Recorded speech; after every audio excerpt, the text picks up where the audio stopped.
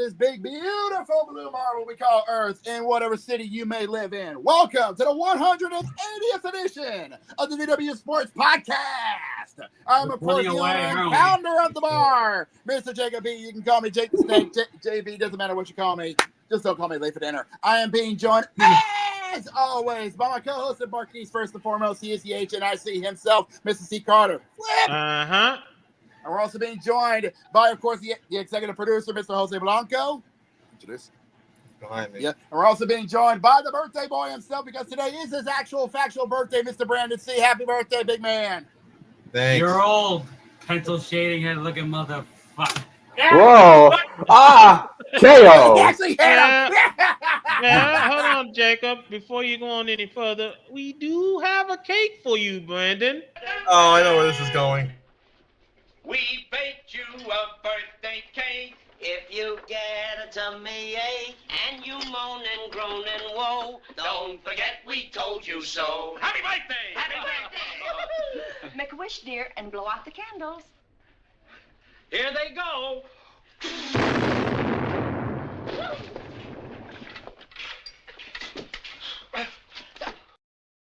The classic. I've heard of No, explosive I guess flavor, that but happens when you that's cover a demon cake, core with clearly. coconut icing, I guess, right? Nice use of a classic for the Three Stooges. We're also being joined by one of our regulars from the West Coast, Mr. Matty Dangerously. Welcome in. Matty Thunder, yeah.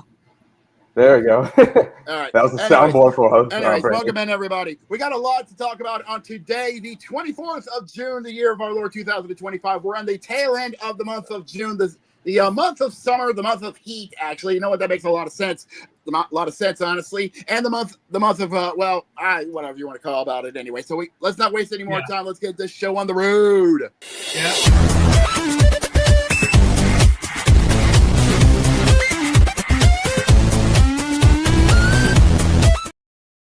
All right, let's kick it off. Before we begin, as we bring in the Savage Man Jamal Bedlam, welcome in Jamal, and as we kick off on the diamond, as we're getting into the dog days of summer, hold on, Jacob. a lot of teams are now feeling the Oh, good Lord, look at that temperature in Hoboken. Ooh, Welcome the to summer. heat is kicking in over in Jersey. Damn. Mm-hmm.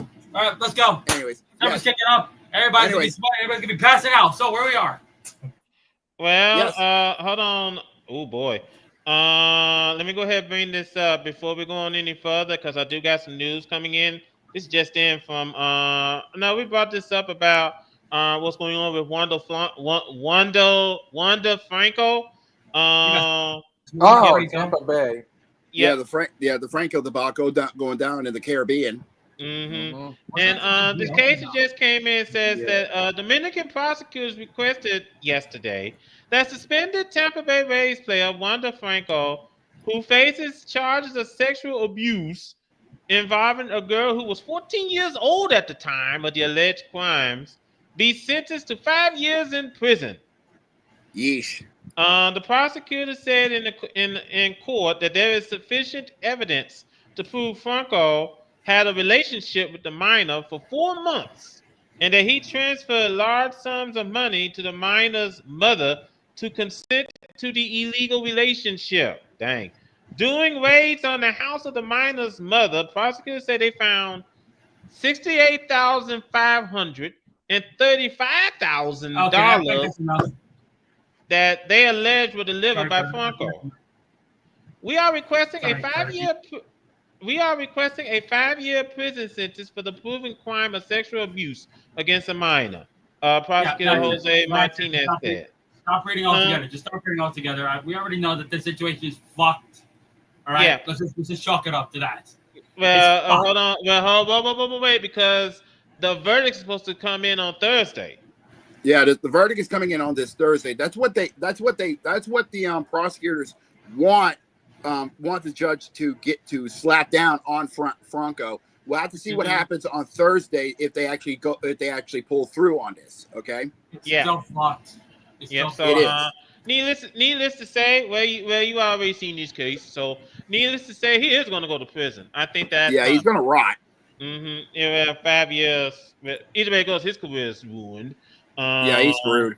Yeah, so that's the best way to put it. His Yeah, career let's is over. get back state. Let's bring this back stateside, and we do have a lot of news to talk about before we head down to the schedule for tonight. First and foremost, we gotta take a trip to General Hospital. We do have yeah. some boys checking into General Hospital, believe it or not. I think so before you go down the listings, last week I was in New York with a couple of friends of mine, and we were in a Dave and Buster's because one was 25. Still good. And yeah, there's like a little video board, right, which shows all the teams and how many injuries they got. Yeah. The ticker. Yeah. Yes, Cincinnati. Good Lord, right? I also believe that the Orioles were one of them as well. Jesus, and all I know is that I think 2 or 3 teams. I basically rented out the whole hospital for their whole team. That's all I could just think of, honestly. Eesh. Well, let's run down the list and let's see if we can cross notes. First and foremost, heading off for Arizona, Corbin Carroll has a fracture in his left wrist. Yeah, this came from a matchup. This came from a match after getting hit by a pitch against the Toronto Blue Jays in a game. He's going to be heading into the IL with a left wrist fracture after getting hit by a pitch against the Blue Jays. So yes, you're correct on that. So yeah, it is just not pretty at all. Yeah, that's what. There's a reason why. Honestly, I feel like if that's going to happen, those wrist guards outfielders would sometimes wear. Yes, I know what you're talking about. Yeah. Yeah, I feel like they should also go to batting as well, just in case those incidents like that should happen. Just wrap the whole arm in bubble wrap, honestly. Wait a minute. Wait a minute. How did you get banned from Dave and Buster's? Wait, no, that says Jose Newcomb. Oh. If you know, you know. All right. Anyways, going back down to the list of people checking into General Hospital here. Well, actually, this one is checking out. We got a release. Yeah. Frankie Montes. Yeah. Yeah, he's coming out from the 15-day injured list. And they've moved Jesse Winker to the 60-day injured list. Ooh, one coming out and one going in. That's not good. And so he's scheduled to make his debut tonight against the Braves. Okay, let's see how he does. Let's see how he does after coming out from the injured list. Yes. Now also, right-hander Chris Davinsky has been optioned to Syracuse, their AAA affiliate. Yeah, he's been optioned back down to Syracuse, to the Syracuse Mets, the New York Mets AAA affiliate. They also bring this up and back to the minor league. Cubs minor leaguer Anhur Garcia has been suspended for 60 games by the MLB under the minor league drug program following a positive test for the performance-enhancing substance methadone. Ooh, he got a bop for using a PED for 60 days. That's not good. He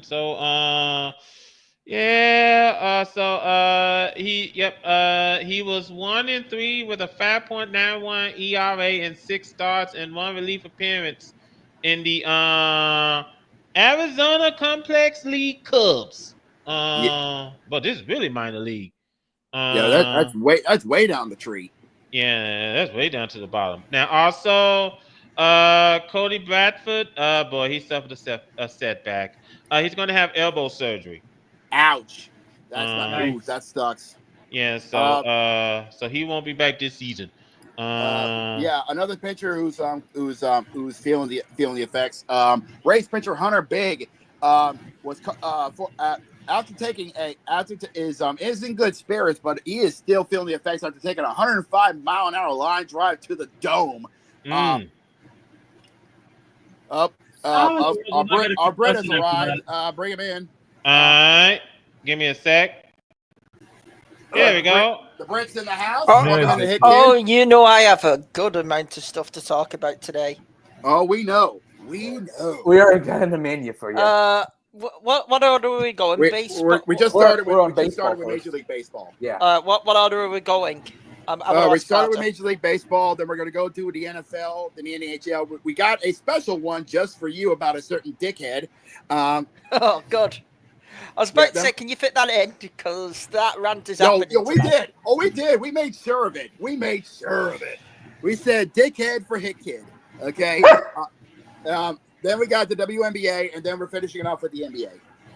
Oh, great! So I can save my hate watch gloat till the end as well. Anyways, yes. Back to the MLB. Hunter Big says he's in good spirits.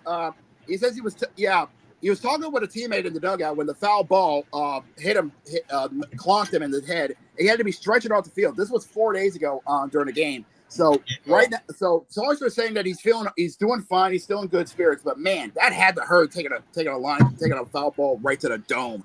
Yeah, no kidding. Here's a quick question, and I really mean this: did anyone see that Dodgers game against the Padres? Oh, I think I know what. Wasn't a clear bench incident thing? Yeah, there was because of It's because I have to give Shohei Ohtani a lot of credit. Yeah, because that that Dodgers bench was ready, to go out there and probably fight for him. And one thing about Ohtani, you can see why he's a superstar in the sport when he's telling his bench, cool down, let's not cause any more drama, sit down there. I wonder if that happens in the bottom of the ninth when he got hit. You know something? Hold on, because I think you guys talk about the incident that caused the manager, the Dodgers, be suspended. Yeah, they both got one game. Yeah, they both got a suspension because of an incident where Tatis got hit, got beamed, which caused the benches to clear out. Right. Mm-hmm. And then after that, Robert Suarez, if I said his last name correctly, beam at Shohei Ohtani.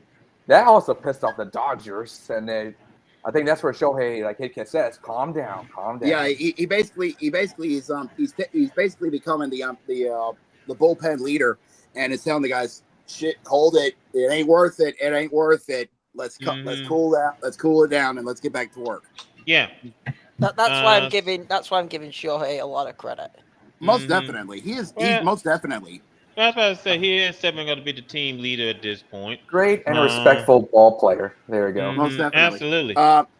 We also got another call up as well. This is coming from the Pinstripes. Alan Willens is coming from Scranton Wilkesboro to join the Pinstripes as Ryan Yarbrough is still on IL. Yeah, most intriguing caller. Yeah, so let's see how he does. He's going to be making a start tonight against the Cincinnati Reds. Anyway, on that note, let's go ahead and shift towards tonight's games. Hold it. Before we do that, we do have to talk about what happened yesterday with a certain team up in North California. Well, hold on, Jacob. Jacob, hold on. Let me just say something real quick because I know exactly where we're going. And that's the reason how come I'm skipping this. I'm skipping this because this is John Fisher who we're talking about here. This is the same guy who said, okay, you know what? We're going to go ahead and build. We got enough money. Let's go ahead and build our stadium because this is Vegas's team, which tells me the folks in Sacramento are feeling like suckers because they go to their games those that do go. They go to their games. Go ahead, Jose. I just want to let you know that the equipment that they're all going to use in the freaking construction of this piece of shit stadium are all rentals. Yes, we know. Yikes. Yes, we know. Because here's the thing. John Fisher was just trying to put on a show out there, saying, "Yeah, we're Vegas's team." We're gonna say to the folks in Sacramento that had to stick with the A's for the next 3 years. Well, say them. Screw you, you're out. Look, sorry. Long story short, I said this in the Discord. I'm expecting a lot of away teams, a lot of tourists going to A's games, and not a lot of home fans. Not a lot of home fans. Mm-hmm. And that's all we got to say about that. Anyways, Yeah, let's run. hold on, Jacob. Let me just add one thing. See, the Golden Knights, they're successful. Mm-hmm. The A's, yeah, well, they're growing. I mean, not the A's, the Raiders. The Raiders. Yeah, the Raiders. The A's, good lord. No. Yeah. I'm seeing dumpster fire from the second they get on there. They're gonna be that fat tourist that goes to a Vegas and loses all their money. Yep. Yeah, And honestly, I feel like the only competent team in Vegas are the Knights because they are homegrown. Yeah, let me just point this out. You know what? Let me just point this out real quick. Sure. I can see this for the Las Vegas A's new theme song. Whores and gambling. Whores and gambling. That's Nevada. Classic from whose line is it anyway? Very classic. Now tonight. Anyways, let's run down the card for tonight's festivity, shall we? Yeah, first and foremost, we have a game in the delay right now in the top of the first between the A's and the Tigers. Ironically, I think it's a rain delay over at Comerica Park because the Midwest is getting hit with some storms. To be honest, I would welcome rain right now down Who here. wouldn't? Who wouldn't? With the heat weather? Oh, boy. But other than that, here's what tonight's slate got for us. Coming up in just about 20 minutes over at Orioles Park, a.k.a. Camden Yards, the Orioles and the Rangers are going to do battle in an interleague matchup, East versus West. That's going to be a very intriguing matchup. Let's see if the Orioles can get back on the winning side. Well, we'll have to see what happens. Also, then at 5:40 over at Progressive Field, another interleague matchup, East versus Central, as the Blue Jays make the trip to Cleveland to take on the Guardians. Also, we're going back in time when the Braves game used to be on TBS. We got tonight over at Citi Field. We got the Braves and the Mets. Citi Field. It's an old time. We're back to the 90s when Listen, I know the Yankees have been struggling, but my God, the fucking Mets recently. Yikes! Yeah, what is it? 1 win out of the last 10? Yeah, I was about to say, because at one point the Mets had a 7-game losing streak. And they're 1.5 games behind. I mean, like, I'm not trying to be disrespectful, but when the Mets got Juan Soto, because with the Yankees it's an expectation, even though I don't think we're as good as last year. You get where I'm coming from? Yeah, let me just point this out. Let me just the Mets were. Hold on, Carl, let me finish. Yeah. Pretty much the Mets were, and we can all agree on this. I'm echoing through someone. I think it's Brandon, I guess. Okay. Yeah, I believe so. No, it's not. I echoed through someone. But pretty much, what I was going to say is the Mets were a team which everyone here, once the Juan Soto deal happened, said, there's a World Series team. This is their chat. Like, we immediately, all in this channel, said, it's World Series a bust for them. Yeah, definitely. And they're on this losing streak. Of course, the Phillies have just passed them in the East now. Not good at all for them. Definitely. Let me just point this out, because in their last 10 games, the Mets have been 1-9. They're 46-33, and they're a game and a half behind the Phillies. Yeah, consistency. Some tells me consistency is not there is a major weakness up in Queens. Yeah, I just want to point this out.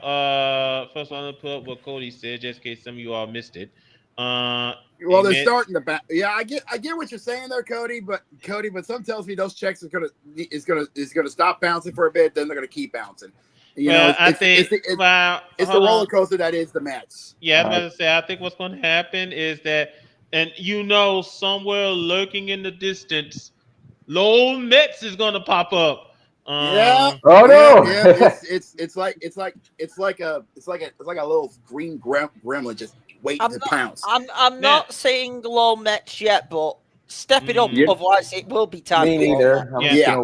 Speaking of coming up over at Great American Ballpark, we got the Yankees and the Reds.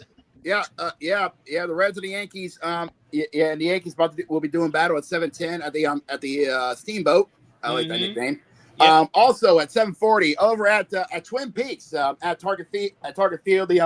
It is another interleague matchup. Central versus West, as the Mariners make the trip to Twin Peaks to take on the Twins. Mm-hmm. Now then, over at Rate Field in Chicago, we got the Diamondbacks and the White Sox. I will die on that hill calling them Comiskey Park because I cannot stand Rate Field. I get it sponsorships, but still, ew. I wish I could help you. I wish it could have been better, but I don't know what to tell you. But nonetheless, interleague matchup. The Diamondbacks heading over to South Side to take on the White Sox. Also at 7:40 over at Brewers Park, aka. I think we got technical difficulties from Jacob. I know it has another name, but I can't remember for the life of me. American Family Field. Thank you. Thank you, Cody. I'll get to that in a second. The Brew Crew is going to go head to head with the Pirates, and some tells me, Cody, you want to make sure the Pirates stay away from your beer. Yeah, I'll live. Also, coming up later on this evening, ladies and gentlemen, just scroll this down a little bit. Over in St. Louis at. Hold it. We'll get to that in a second. We got one more 7:40 game. Yeah, you remember you forgot you missed one. I'll get to that in a second. Over at 7:40 in KC is another interleague matchup. Central league matchup, East versus Central, as Tampa Bay makes the trip to Kansas City to take on the Royals. That's my bad. I thought you brought that up already. No, you missed it. It's all right. But yeah, coming up at 7:45, Cody's Cubbies. It's a classic match. It's a classic battle in the NL Central between the Cubbies and the Cardinals over at a Busch Stadium. Classic. I swear we are going to get sued. How would Anheuser-Busch sue us? They're too big to worry about us. Now then, over at dear good Lord, this is going to be a slobber. Let me take this one. This is my boys. Over at the air conditioning unit, also known as Dyken Park, we got ourselves a heavyweight interleague matchup, East versus West, AL versus NL, as the Philadelphia Phillies make the trip to Houston to take on my Astros. Now, over at Coors Field, this is the slobber I'm talking about. Over at Coors Field, we got the Dodgers and the Rockies. Oh, Lord have mercy on Colorado. I'm thinking murder here because somebody get the Bible. There's about to be an ass whooping. Is there a mercy rule in baseball because the Rockies are going to need it? Hold on, wait a minute, gentlemen. Hold on, wait a minute. What's that I hear in the distance? Looking through your trash bag, what's it say about you? Funky trash. Oh, they're rattling in the dumpster again. Okay, so. All right. Let's take a look and see what's in there. Let's see. Let's see. If let's take a look at the Rockies here. Let's see. Well, the goodness is the Colorado Rockies won a game recently. They are 18. Okay, cool. Who wants it again? Yeah, they are 18-60. Yeah, but and here's the thing. Yes, they have been winning. They're starting to win games. They've won 5 of their last 10, shockingly. But man, that run differential is horrible. -202. That's gotta be on par for the worst run differential in MLB history. I'm pretty sure we've seen bad. Excuse me, did you forget about the White Sox last season? Good point. We still remember that. This is as ugly as you can get. And I'm talking about ugly with a capital U. Now, also coming up this evening. Yeah. You know what? This would be a good game. You want to torture some prisoners over at Gitmo. Just sit them down and have them watch a Colorado Rockies game all the way through. Yeah, definitely. You'll get some information any day of the week. Anyways, coming up in the nightcap games. First things first. On the realist. Coming up in Anaheim, we got the Anaheim Angels. I'm dying on that hill, going up against the 500 Boston Red Sox. You know something? You gotta give the Angels credit. Yeah, they're 38-40. They're still lurking in the AL West. They're doing this all without their manager, Ron Washington. He's out for a while because he had a health emergency. They ain't going to that's what I've heard. Yeah, that's what I've heard. He's going to be out for an undisclosed amount of time due to a health concern. Hopefully the Angels can have some good luck favor them, but we'll have to see what happens. Then at 9:40, Matt, I hope you're getting ready for this one at Petco Park. No. The Padres going to go head to head with the Nationals of Washington. Wow. We got a quick no from Matt already. I know. I don't want to watch it. Oh, God. The Also coming Padres up. upset you that much recently? What? I think the Friars have been giving him a lot of stink eyes. Have the Padres upset him that much recently? Yes, they do. Oy vey. Oh, jeez. So just tell us where they touch you, Matt. Hold on. I think he's going to get a profile pic to make a point. Anyways, rounding out the festivities over at Oracle Park. There you go. Yeah, that sounds about right. That's what I think about the Padres. I'm sick of them. Fair enough. Anyways, rounding out the festivities at Oracle Park. The Marlins of Miami making a trip to San Fran to take on the San Francisco Giants. Well, at least Giants are doing something better. I could say that much. True. Fair enough. True.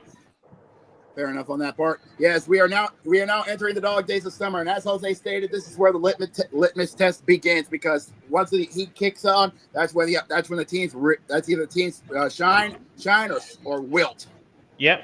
Now then, I know we said the menu. We got the NFL next, but I think Jamal has a good point. So let's go ahead and brace ourselves, folks, because we're about to head on off to the ring. Wait a minute, go ahead. I was about to say, you might as well play the song. Oh, geez. I think I know where this is going. You are coping and seething. You just can't accept what you're seeing. Yes, you're coping and seething. The truth it is scalding, and now you are molding and coping so hard. Coping and seething. John Jones is a bitch ass motherfucker. Okay, Let's start off there. Yeah, okay, hold on. Let me at least do this before we let Hit Kid loose.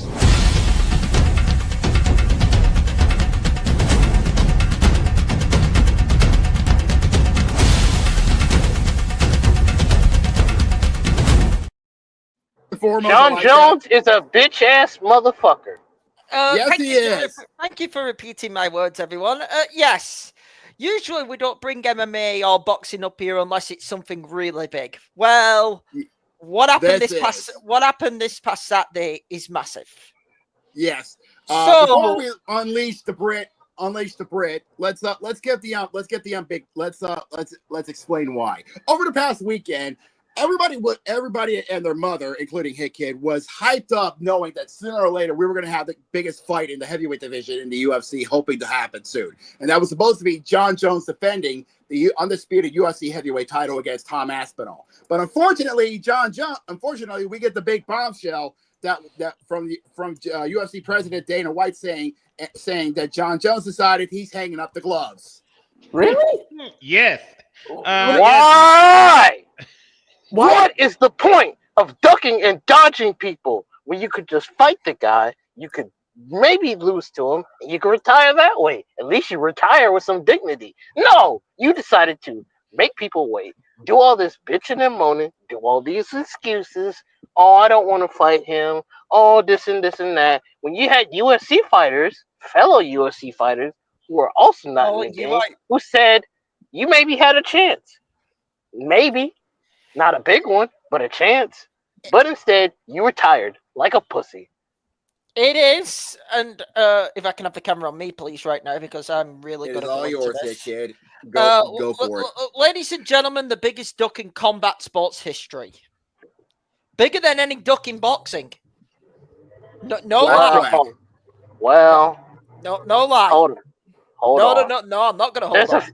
There's a few Floyd Mayweather ducks that are No, let me be clear. Floyd's always been a ducker, and if we want to get a roast to Floyd Mayweather, I'm happy to do that. But this is the biggest duck in modern day combat sports this decade. This is the biggest UFC duck I've ever seen. Oh yeah, this is the biggest UFC duck ever. And here's the damning thing about this. You ask anyone about John Jones, they would have put it before this happened. They would have put him in GOAT conversations. I never had him in GOAT conversations because of failed PED tests. But also, this is the second. This ain't even the first time. This is the second time he's ducked to a legacy-defining fight.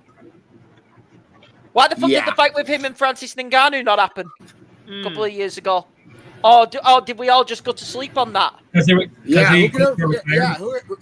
Everybody keeps forgetting that. Everybody keeps forgetting. Yeah, the first time this dude quacked. Yeah, Jones ducked to the Francis Ngannou fight. So let's just kick off with that. So that's an embarrassment. But this is even worse. Tom Aspinall has held that belt for 500 plus days, the interim title, 500 plus days.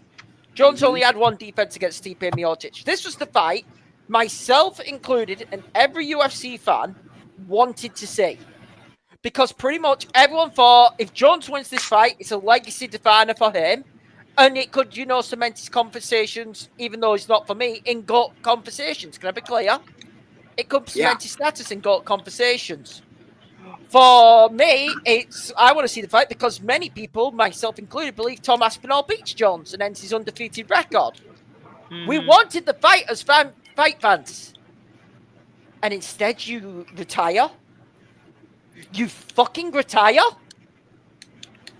You ruin your legacy of a year's worth. We've been waiting for this fight.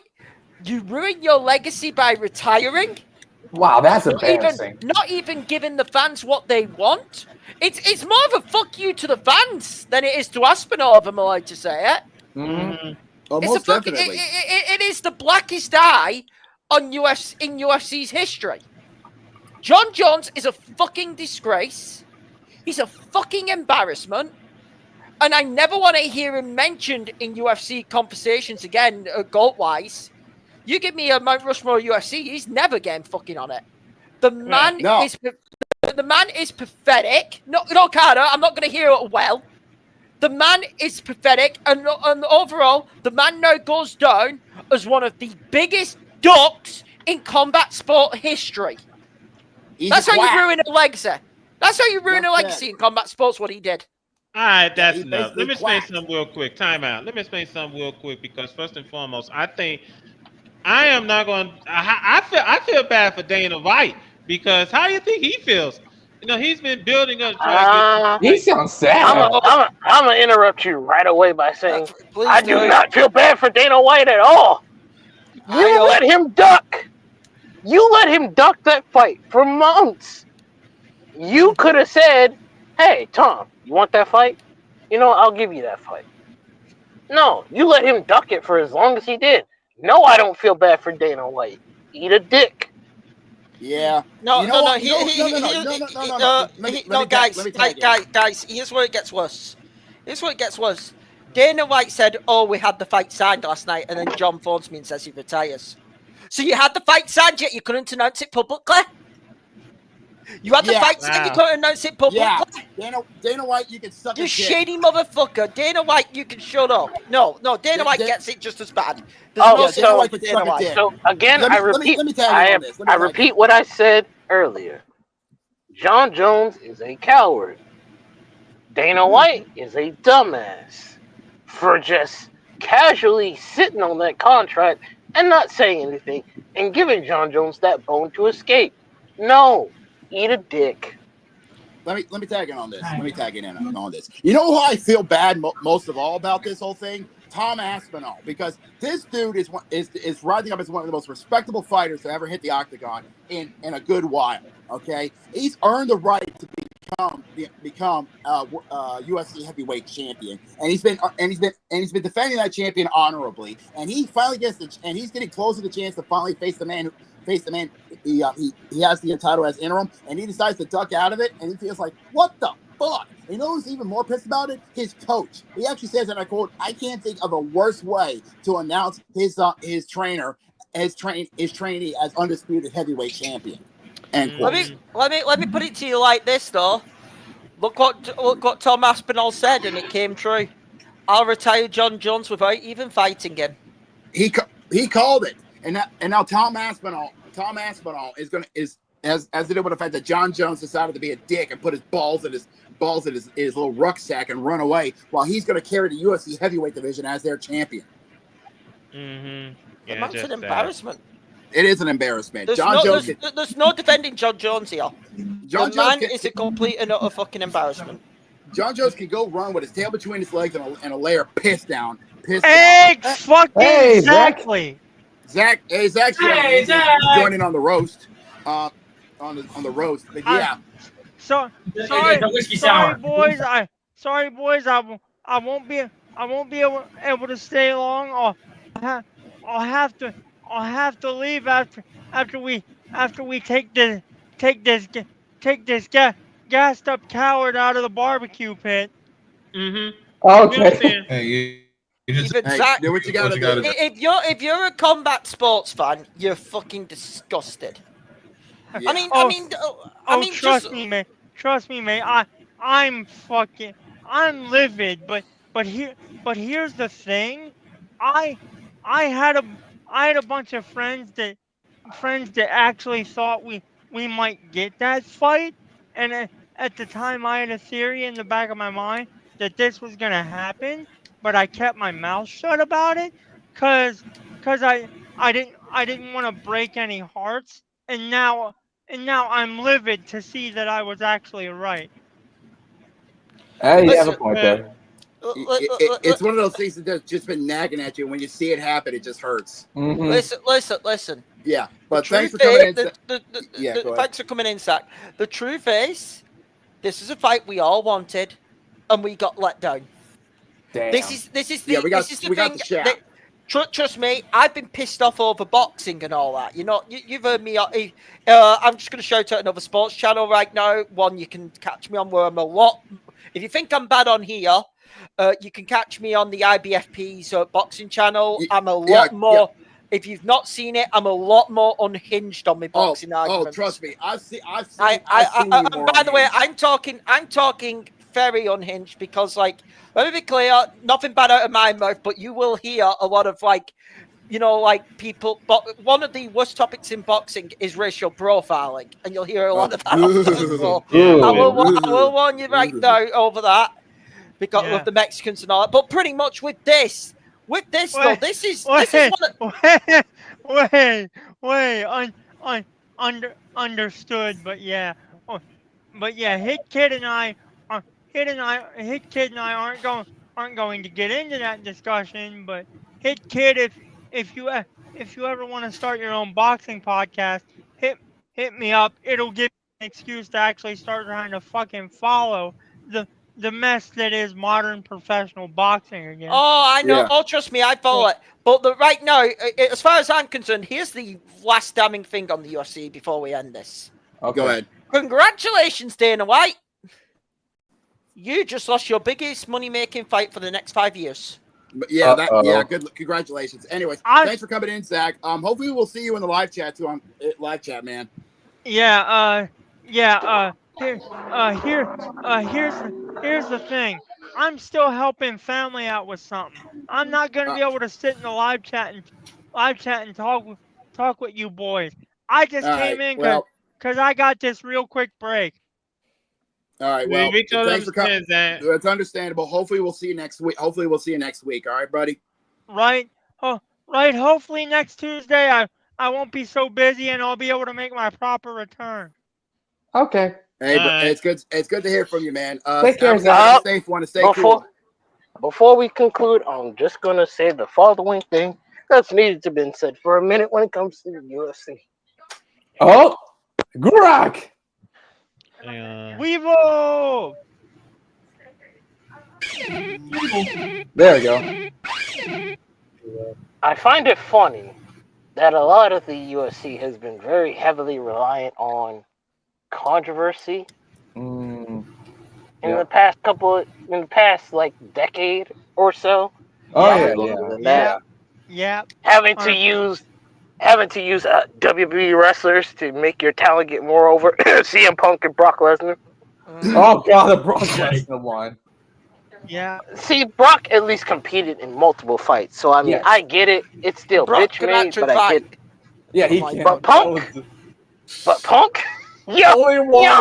y'all got 2 fights out of him, and you made him a lot of money, but not y'all. Stupid. Stupid. What a waste idiots. of time. And then it's not like it's gotten any better, because you got John Jones backing out of fights. Like, bro, come on. Hey, guys, before I don't be go, surprised. Hold on. Before I Don't go, be- I got a quick question for Gurok. Hey, Weevil, when are you gonna finally hurry up and evolve into a bee drill? Hey, How about if you know, you know. Maybe when the temperature drops from 101 degrees. Damn. That is how hot it was in Boston. Bloody That's hell, how hot fella. it was today. Welcome to the heat wave, boys. It's 109 right now. Jesus. The Northeast God is getting in hit heaven. hard. Well, heaven. Well, And look, it's- boys, I'm meant to be helping family with something. I gotta Go- get the hell go. out of here. Get out All right, Be let's good, lads. Take care, Zach. Say family, say And, night. Carter, I was about to say, Carter, let me get to your just finish point this before real we quick. go to the NFL. Yeah, let me go ahead and bring this up. Don't be Right. surprised if John Jones goes to the WWE. Oh, my God, if he God. does, he's gonna get buried. If that happens, I'm going to lose it. Jamal will That'd tell be you. even I will. worse. Jamal, I'll warn you in advance. If John Jones shows up at a WWE event and gets a WWE match, I don't care whose fucking scheduled week it is. I'm gate crashing Adam and Sahaya's podcast. Oh. To be fair, I think I would take that. I would take that over. Mostly because I have enough vitriol to more than Right, I'm joining you. Don't care if I'm not even scheduled. I would love to be on that, being a fly on that wall. Jeez. anyways, Let's go ahead and let's get just out of go- here. Let's move Yeah, on. let's go ahead and move on. 'Cause we got Yeah, let's move on.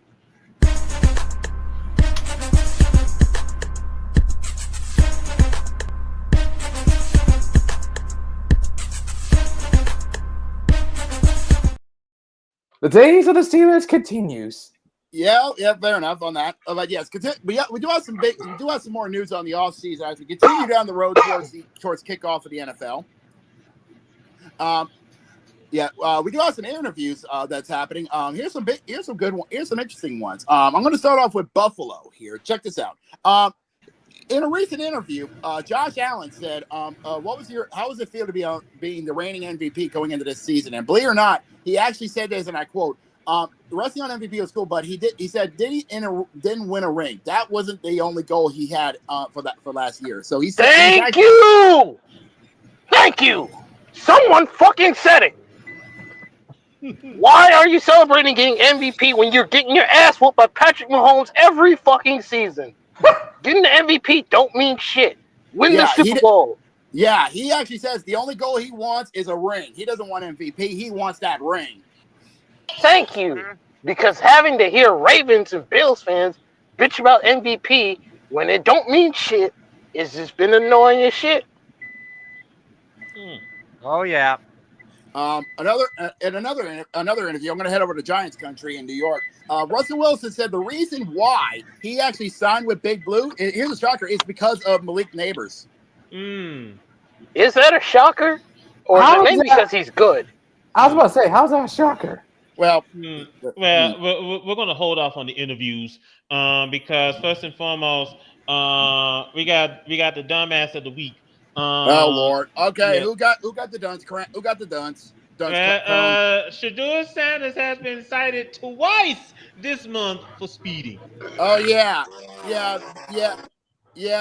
Oh, actually, let's have this conversation. Shedeur Sanders was getting caught going 101 miles per hour in a 60-mile zone. To which I say the following: Shedeur, do you not realize how much pressure and attention is on you? Why are you being an idiot right now? Seriously, why are you being stupid? Yeah, come on. Get it in, Shedeur. Get it in. You got picked. You're young, but don't you be got dumb. picked in the 5th round, which is already an insult enough as it is. Stop giving people ammunition to hit at you. Lock in, Well, Shador. hold on, That's what I Jim. want. Let me also Agreed. bring this up. Hold on. Let me also bring this up. Shador Sanders. Well, I think I better let bench warmer Brand explain it to you. Shador, we can't be doing this. What's the big deal? You can't just go around driving 100 miles an hour whenever you want. It's dangerous. Well, come on, all the best players do it. The Eagles just won a Super Bowl with a roster full of Georgia players. Clearly, it's a winning formula. It's not how a quarterback should be conducting himself now. I'm sorry, but we're going to have to change your status on the board. Wait, what are you doing? No, hold on a second. Just wait. No, don't do it. Stop!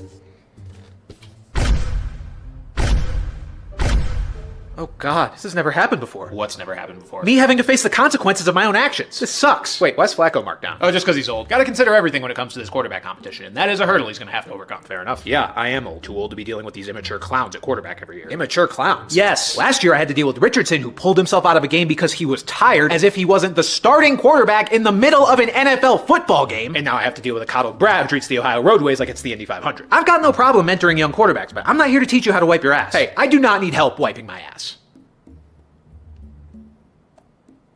Just out of curiosity, though, do you go front to back, or and do you think one ply is good enough, or should I spring for two? This can't be happening. What? My butler always handled it for me. I'd ring the little bell next to the toilet so he knows I just took a shadoo. And enough. Indy 500. Damn. Okay, the Butler thing is funny as fuck, but the fact that he treats the Ohio roadways the Indy 500, I would have said the Nürburgring, but that's just me. The literal point. The literal point. That's Silverstone. The literal point of that is for Shador to chill out. Do not repeat the same mistakes. Do not repeat the same mistakes as Henry Ruggs, because if he had did what Henry Ruggs did, his career is over. Yeah, definitely. Yeah, And to anyone, just lock in. That's He'd be all. in the I'm bus asking. bin. and to anyone who defends Shador a little too recklessly without taking that into consideration, because I already know, I saw it in the server, and I gladly lambast it. Understand that while Shador didn't deserve to be drafted in the 5th, he also needs to understand that he has to be smart. Stop being stupid.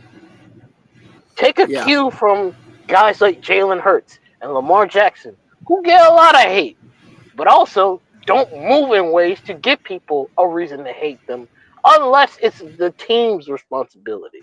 Unless something happens on the field. Let them hate you for your talent, not for your antics. Let me also bring this up. Shador Sanders needs to hold himself accountable, because you can't make mistakes like that. You can't be caught speeding, especially twice in 1 month. And, you got to hold yourself accountable. You got to learn self-discipline. If you don't learn self-discipline, you're not going to be in the NFL long. Especially when you're already getting flack as it is. People already look at you and say you're overrated. Stop giving them reasons to give you flack. Just lock in, win the starting job, because it looks like you're going to win that job, and just keep it pushing.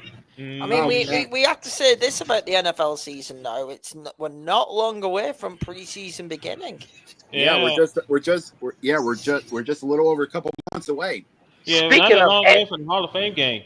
Speaking of AFC North watch, since we're talking about Shador, let's head to another QB in the AFC North. Aaron Rodgers has said, "Oh, this might be my final year." To that I say, sure. Yeah, because I'll believe it. I'll believe it. I'll believe it when I see it.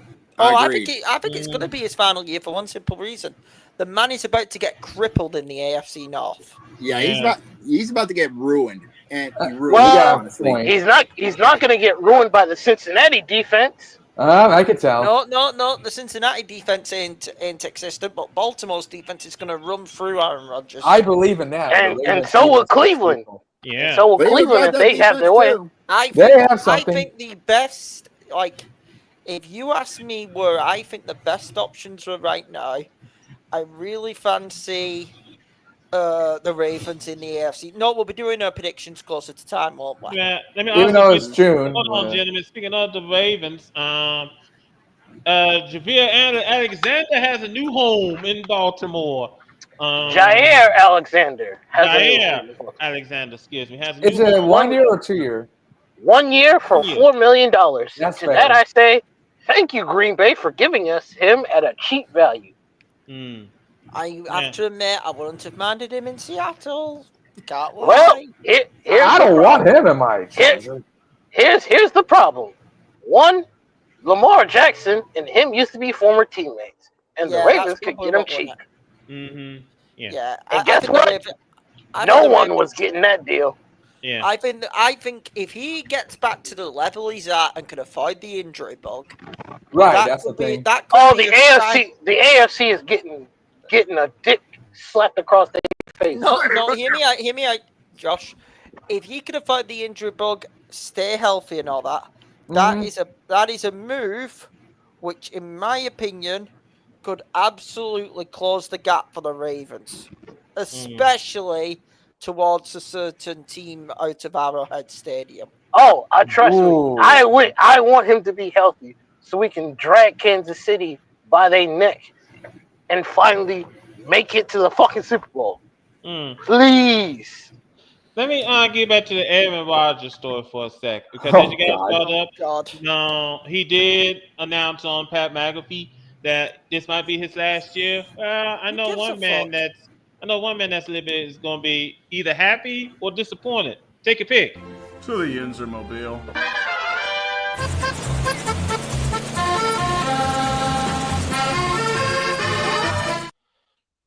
No. Yeah, that hurts. I can't lie. Speaking of, I'm gonna go take a trip down south, AFC South to be more specific. I'm gonna talk about AR5 for a sec. I'll give for what I've been hearing through chatter talks. And Anthony Richardson has said that we got breaking news. We'll get to that in a sec. Anthony Richardson has been saying he's been downplaying his shoulder injury ahead of Colts training camp. Nigga, you about to lose your job to Daniel Jones. He's about to lose his job to Dan. Yeah, that reminds me actually, because he is in the chat. Because he is in the chat, and I'll troll him later on over the basketball, but I want to start the trolling right now. Daniel Jones, QB1. Have fun, Cody. Yeah, there it is. Well, there we go. He was already losing the job to Daniel Jones, irregardless of the shoulder. He's going to lose his job to Daniel Jones, and this is why I don't rate the Colts, and I actually think they'll miss the playoffs this year. What's the breaking news, man? Oh, God. Boston, Atlanta, and Brooklyn in NBA are finalizing a 3-team trade that sends Porzingis and a second-round pick to the Atlanta Hawks. Say that for the NBA. That's big. Say that for the NBA. That's big. Wow. Oh, God. Yeah, we might want to save that. We might want to save that. There is a cooking coming. Trust me. You want to save that because I'm glad Weavile's here. Yeah, he's getting cooked. Well, he's getting cooked. Joe's already gone off the rails. It's a long week to join. He's getting Trust me. He's getting cooked. It's a long week. Stay your pokey ass in here. Stay your pokey ass in here. You stay, motherfucker. You stay. You are getting cooked. I was gonna say. Hold on, I got this for you. My Guru. God. Let's get back on. Enough of the violin. Let's get back on track here. My God. All right. Yeah. Aaron Rodgers had mentioned that he got married, which that's nice to know, and he hasn't been as annoying as he's been before. So I guess I'll give him that. Yeah. On the other end, I cannot wait for him to retire. If I might retire after the first week or 7, they got the Jets coming up, and then if they lose that game, by the way, if they lose to the Jets, I want Justin Fields to humiliate Aaron Rodgers. if they so lose badly. to the Jets, can you imagine the meme? Man. Oh, I'm trolling. I am trolling Steelers fans for years to come. Oh my! It's gonna be great. It's going to be great. Oh my But god! Is there anything? Is there any more news before Is there any more? I don't Is there think any more is. news before I have a bit? I think that's all we got. I think that's all we can find on the all we got football? so far from the NFL side. So All right. Well, then I have a bit to do. So no Copacabana needed because we're gonna try to be positive for once. 5 NFL teams that I think will surprise people.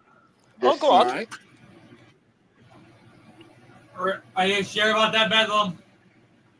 Yes. Let him have it. Let him go. Go on. Yes. Go on. Name the 5. 1, the Giants. I agree. I know the meme is, golly, the Giants are going to be mediocre. They're going to be the middle of the road. Maybe they will, and maybe they won't. It's kind of hard to tell considering Scatterbo and Neighbors, and now the potential of Russ helping Neighbors out and Jackson Dart and the improvements they've gone out of their way to make on defense. Maybe they have a shot. I want to listen to your 4 other teams because I'm going to respond with 5 of my own, okay? Excuse me. All right. So there's the Giants. 2 would be Cleveland. Ooh. Heavily depending on one player being the starter of that team, and that's Shador. Is he capable of leading a team that's been at the bottom of the barrel in the AFC North to some level of success that they haven't seen since Baker Mayfield? That is a question that I think is very fair to ask. Because they have a lot of good things going for them. So, we'll see. Number 3 would be the Carolina Panthers. Because I have a gut feeling, they're really going to catch people off guard. Especially with the division that they're in. Especially with the Saints being the drizzling shits. Yeah. It'd be kind of hard for me to buy that the Panthers are going to be as bad as they were before. Really hard for me to believe that. I second him on that, to be fair. I actually think. But I'll give you my 5 after Jamal. I believe I'm at 4. You're at 4. Yeah. Yes. You are. This is based off of the potential of what their team looks like, not off of their previous runs. But number 4 is a very biased pick, obviously. But Baltimore, especially after the Jair Alexander move. You are really out here giving the Ravens everything on defense. Do you remember the kind of chaos that the Ravens can provide if they're anywhere near that 2000s level kind of bull crap? The NFL finna have a rough. The AFC finna have it rough. Especially if Baltimore is anywhere near as good as they should be on paper. What's number 5? Oh, actually, let me scratch the Ravens and do it. Let me be nice to Chicago, because they should be here. Because Caleb Williams looks like he could actually be a lot better, and there's actual room for growth. So Chicago's the actual 4. And then 5. Number 5 would be the Patriots. Oh. I agree. Oh, yeah, because I think there's a lot of potential with Drake May. Mm-hmm. Especially with the improved offensive line and the moves they made in the offseason. I think there's a chance. As long as Stephon Diggs stays away from the pink booger sugar, I think he'll be all right. That was the only move I didn't like from the. So I'll give you my top 5 surprise teams, okay? I'm gonna. Also, I'm not being biased. Seahawks. You won't hear the Seahawks mentioned because I think it's a very interesting season for the Seahawks. But we'll get into that in a later day. Okay. Okay. Here's my top 5 for potential teams. I have 3 of the same or off Josh's list. Okay. Carolina. I think Bryce Young was clicking near the end of the season. I think they're improving that team around him. I think they're going to make noise because the Saints, sorry, Jacob, are going to the bottom of the barrel of that division. Atlanta's still a question mark, and the Bucs are not getting younger, but are still the best team in that division for me. Carolina could Well, make they're- noise, though. Carolina are the heir apparent, in my opinion, in that division. The Bucks are getting younger at wide receiver, which that could also be a problem. Yeah, but I think Carolina's the heir apparent upcoming. Love what Chicago did. Protecting Caleb Williams, and they making got it more Loveland. comfortable for him, giving him a clear direction. I think Chicago had a great offseason again. I think they're only going to improve this season in a stacked killer's row of an NFC North. Third team, I agree with Josh on, is the New England Patriots. What was I saying all during draft week of teams who won the draft? I thought the Patriots absolutely crushed the New draft, England. if you remember. I kept on banging about the Patriots. I think they are setting Drake May up for success, and I think they are a team which you're only going to get better. Number 4 is going to shock you. I'm going to take the other New York team. The Jets? Let me guess, the Jets. I'm going to take the Jets. Well, Hear me there out. we go.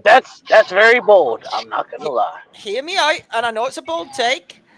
Let me be clear. Rodgers and all that, yeah.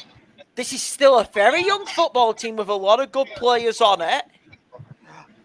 They'll be like, you know how Josh just said over Cleveland, it's all about Shador Sanders. Mm-hmm. If Justin Fields comes in and thrives with this Jets team, then this Jets team could be set up for the next couple of years to build.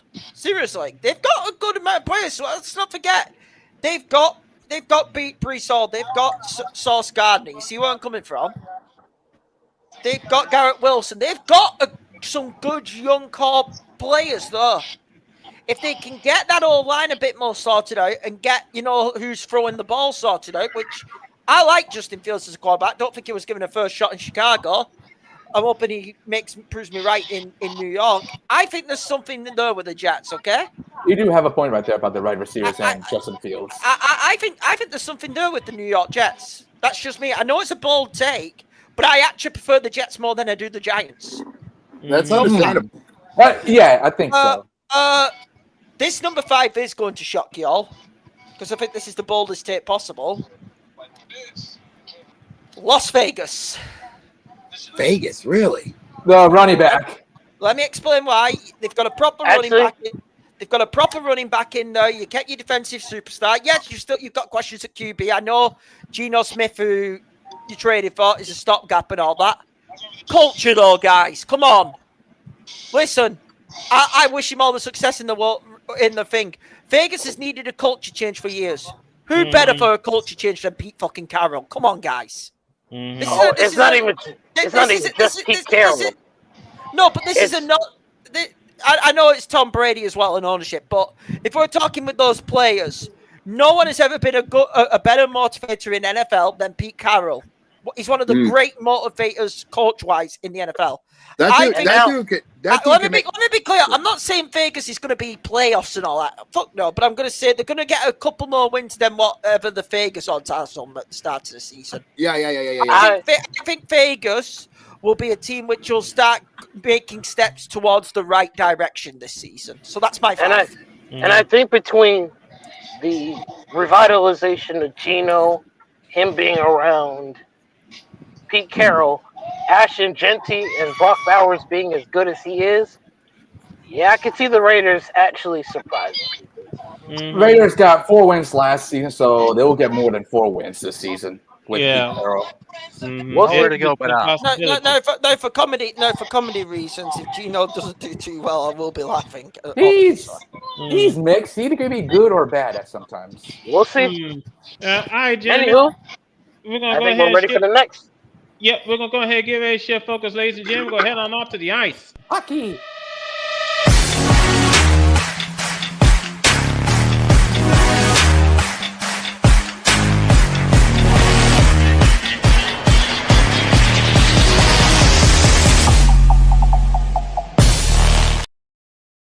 Halt! I'll take care of this. After 82 games, suplex, God knows how many, how long. Suplex, repeat. Eat, suplex, repeat. The Florida Panthers won the championship. Absolutely. We were all wrong. We were all wrong. Yep. The Florida Panthers once again bodied the Oilers. Poor Edmonton Canadian Hako. Oh no! That man is going to have back-to-back trauma now.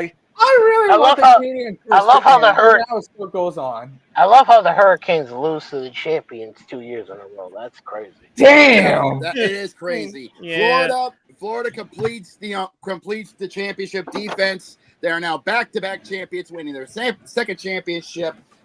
Florida is now the state of champions, winning 4 championships with their 2 teams.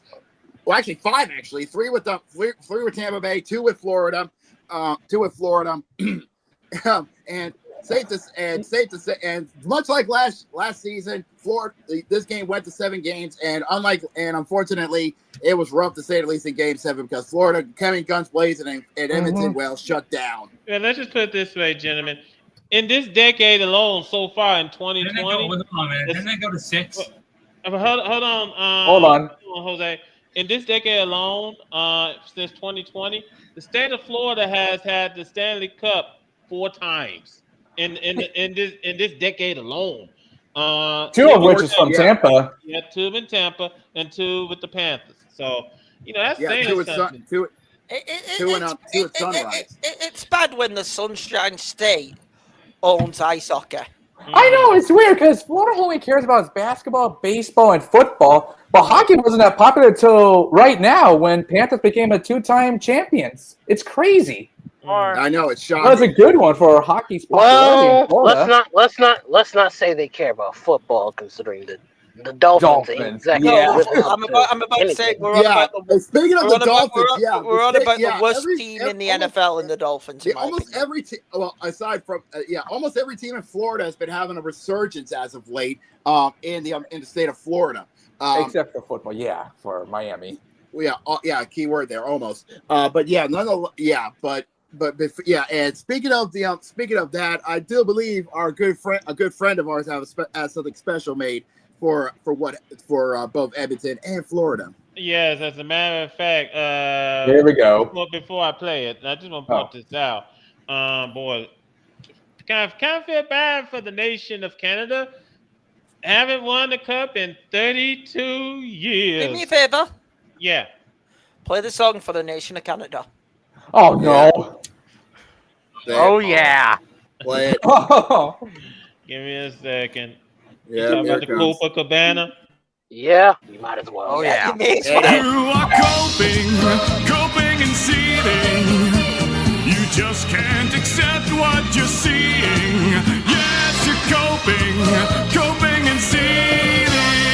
The truth it is scalding, and now you are molding and coping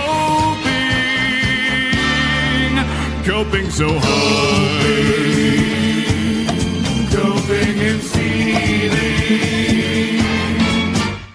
Man, can't even catch a break. Hold on, I want to point this out. While the Copacabana video was playing, Gurrick had on his dancing shoes. Yeah. But yes, nonetheless, we do have one final Uber to give out. And before we do that, I will say this. Edmonton, I only have one thing to say. Second verse, same as the first. You're echoing. Someone will fix it while we play this video. Hey, Edmonton.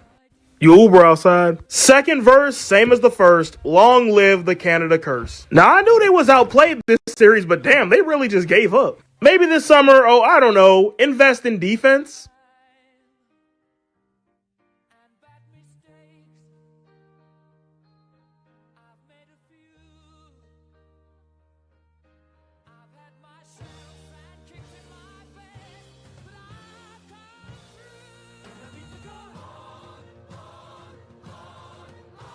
Four goals. Give me 4 of them things, baby. Woo!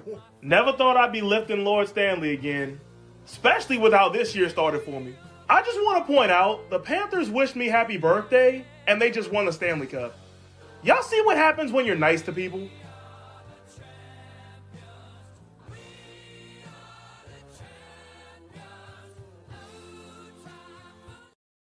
Yeah, being nice is pretty awesome. Also, invest in defense, Edmonton. Damn. They expected defense had a problem. Congratulations to the Florida Panthers for making us eat our words. And congratulations on potentially becoming a dynasty. We have to say it. Agreed. Also bring this up. Evan, was the only one that was giving celebrations to the Panthers? And one away from a three-peat.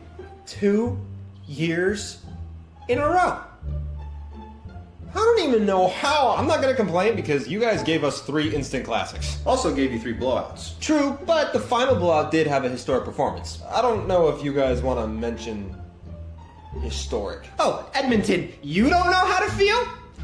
Imagine me! I'm gonna step out here for a second and break this down in NFL terms because I want to talk a lot of hockey here. Imagine someone like Joe Flacco, you know, like one of the oldest players in the league, and it's still like up for debate whether or not he's a Hall of Famer, went to the Super Bowl 5 out of the last 6 seasons and didn't win it once.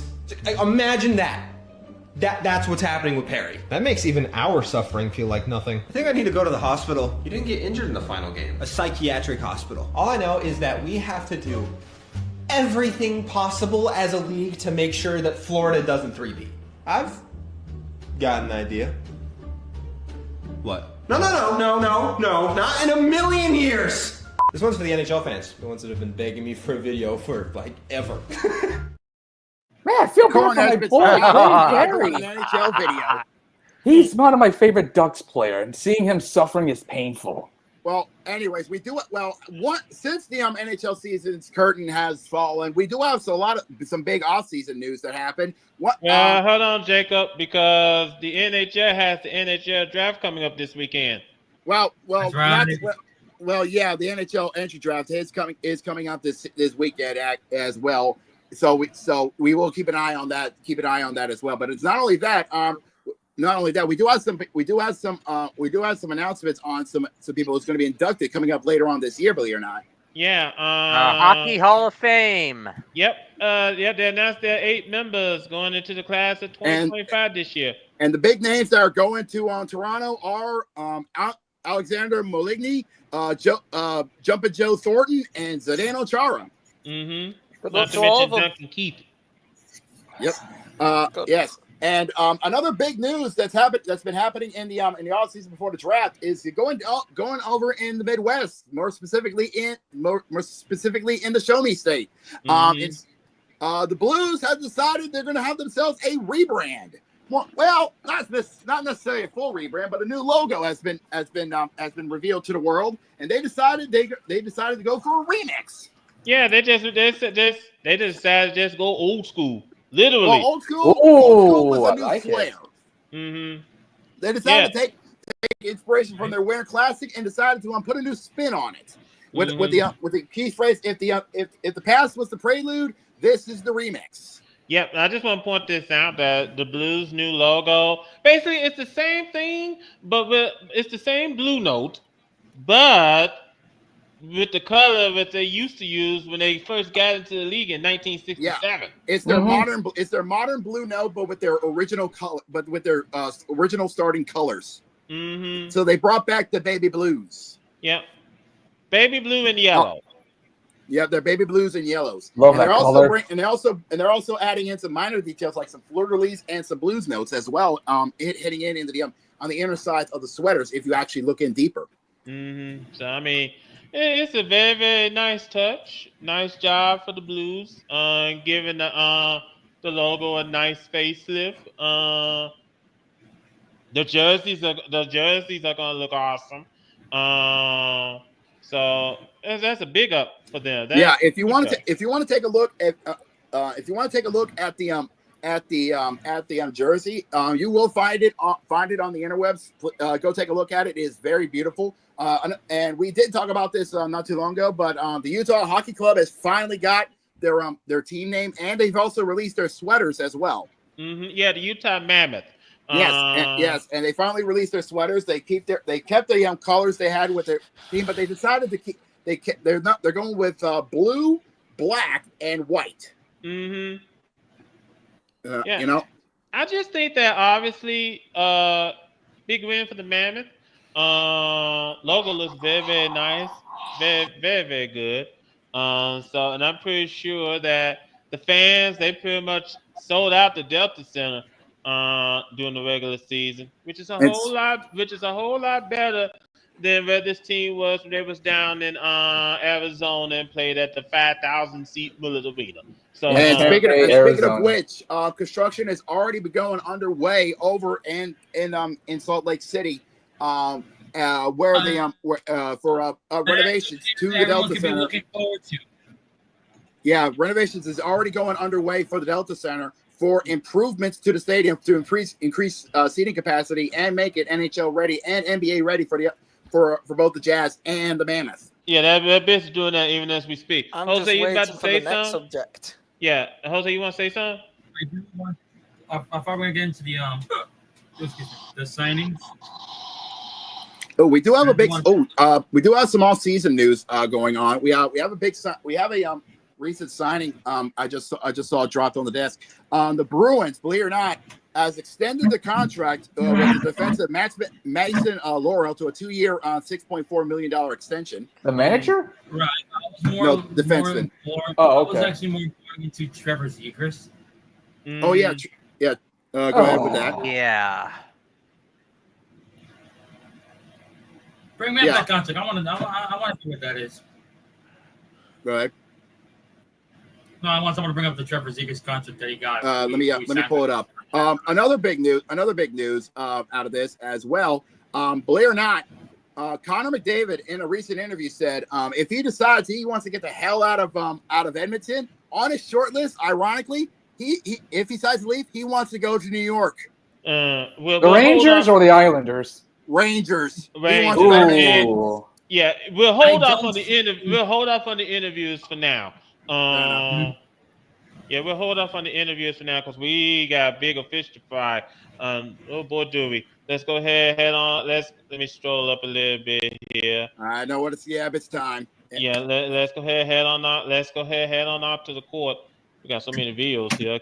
We got first things first. Yeah, first things first. Let's do the.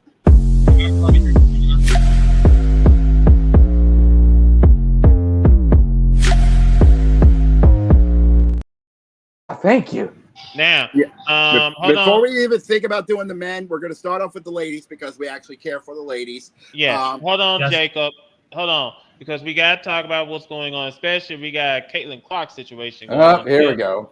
Boy, I hate it. I saw it from the post Hitkin show. I was like, oh, that was bad call. Do you want me to get off into a fucking rant on this broadcast over that kid? Please do. Have at it here, kid. How the fuck was that not? Did that not lead to a suspension? Exactly. That was ridiculous. Was fucking ridiculous what happened to her. You fucking scratched her eye. And then the bump after it was scummy as shit. What? Just because she's better than most of y'all? You know, taking her out with physical fouls. That's embarrassing.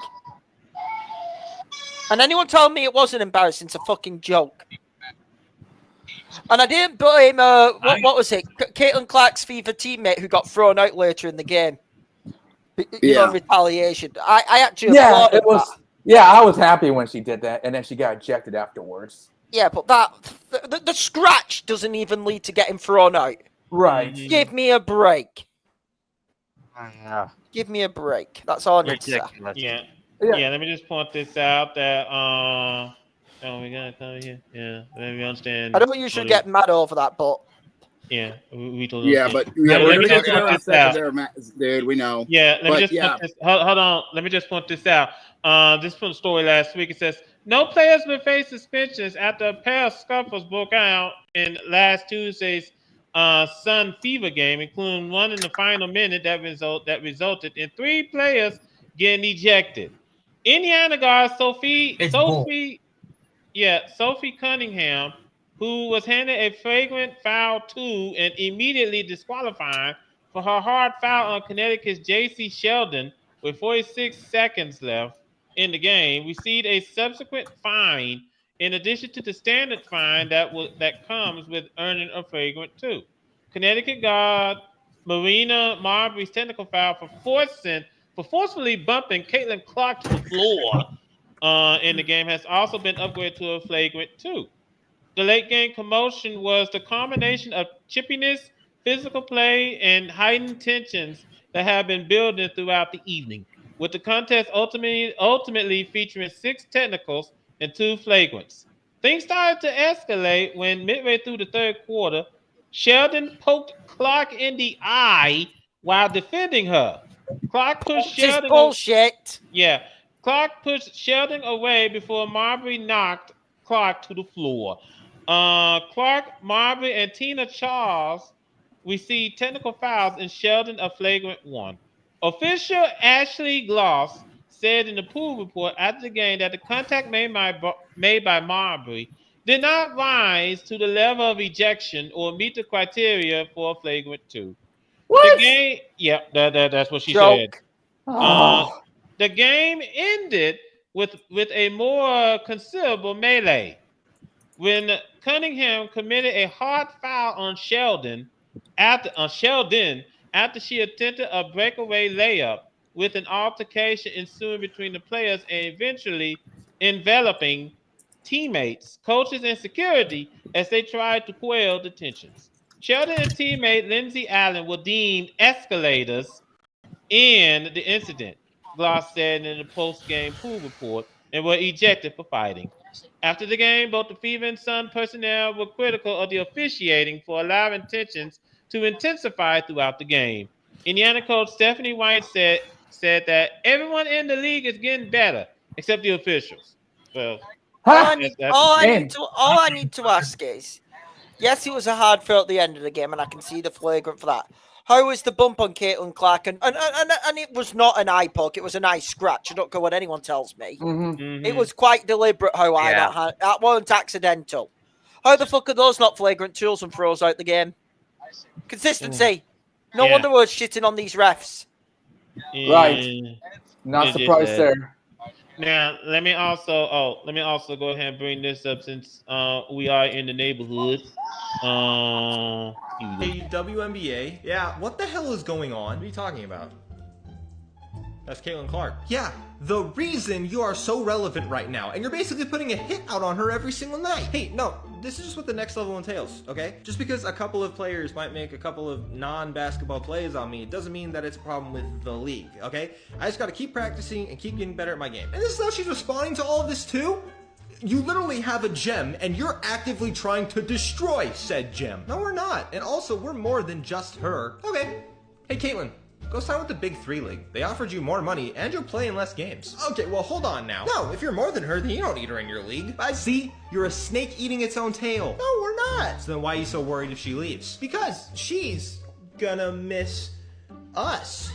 You really think that the player who got all other players in your league sponsorships, proper travel methods, fans that didn't exist a couple weeks ago, and overall eyes on your league is gonna miss you? What do you expect? The players just make it easy for her on the court? They have to play competitive. There's a difference between competitive and dirty. So what do you expect us to do? Stop being petty and jealous. Just embrace this new era that the league is entering into, okay? You don't have to stop being competitive. You just have to stop ruining your own product and discipline players who are actively doing so.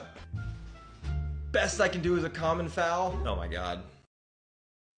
That says a lot, honestly. The fact that I just want to point this out. That kind of reminds me of a meme which they did with porn stars.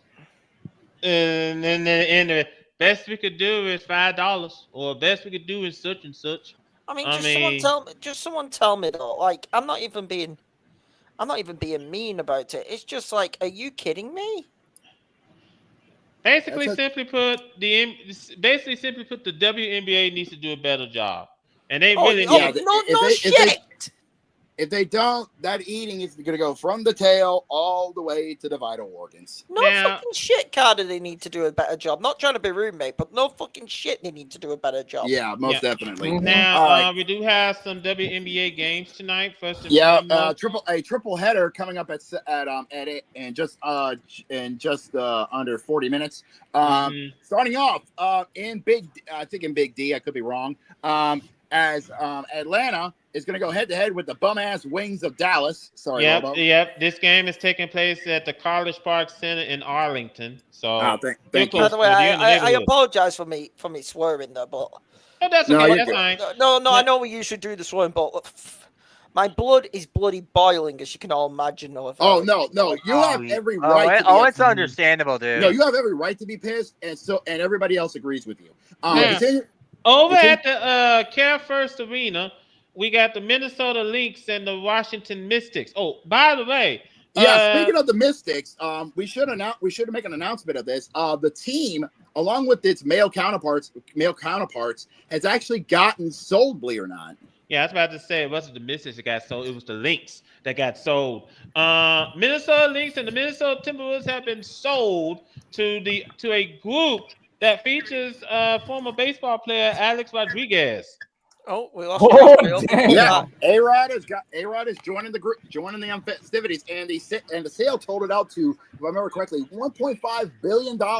Have fun. Yep, $1.5 billion. That's billion with a B. And do you think that's interesting? Wait till you hear the price tag on the Lakers sale. But we'll get to that. We'll get to that in the NBA. We'll get back to that. We'll get to that in a sec. But yeah, the Lynx and the Mystics will be coming up also at 7:00. Also at 7:00. I think this could be a trash ball game, a tank ball game, if you feel like it. The Sparks and the Sky are going to do battle at the Wintrust Arena, at the Wintrust Now Arena in Chicago. Well, let's face it, guys. The Tank Bowl is making its way out to the Wintrust Arena in Chicago. Woohoo! Yeah. It sucks, doesn't it? Yes, it does. And then rounding out the festivities, I do believe at the Climate Pledge Arena, I know Cody's going to be want to watch this game as Caitlin Clark and the Indiana Fever is going to be heading up to the Pacific Northwest to take on the Storm of Seattle. Oh, that's a tough one. Intriguing game. Storms is really good. That's going to be most intriguing. Yep.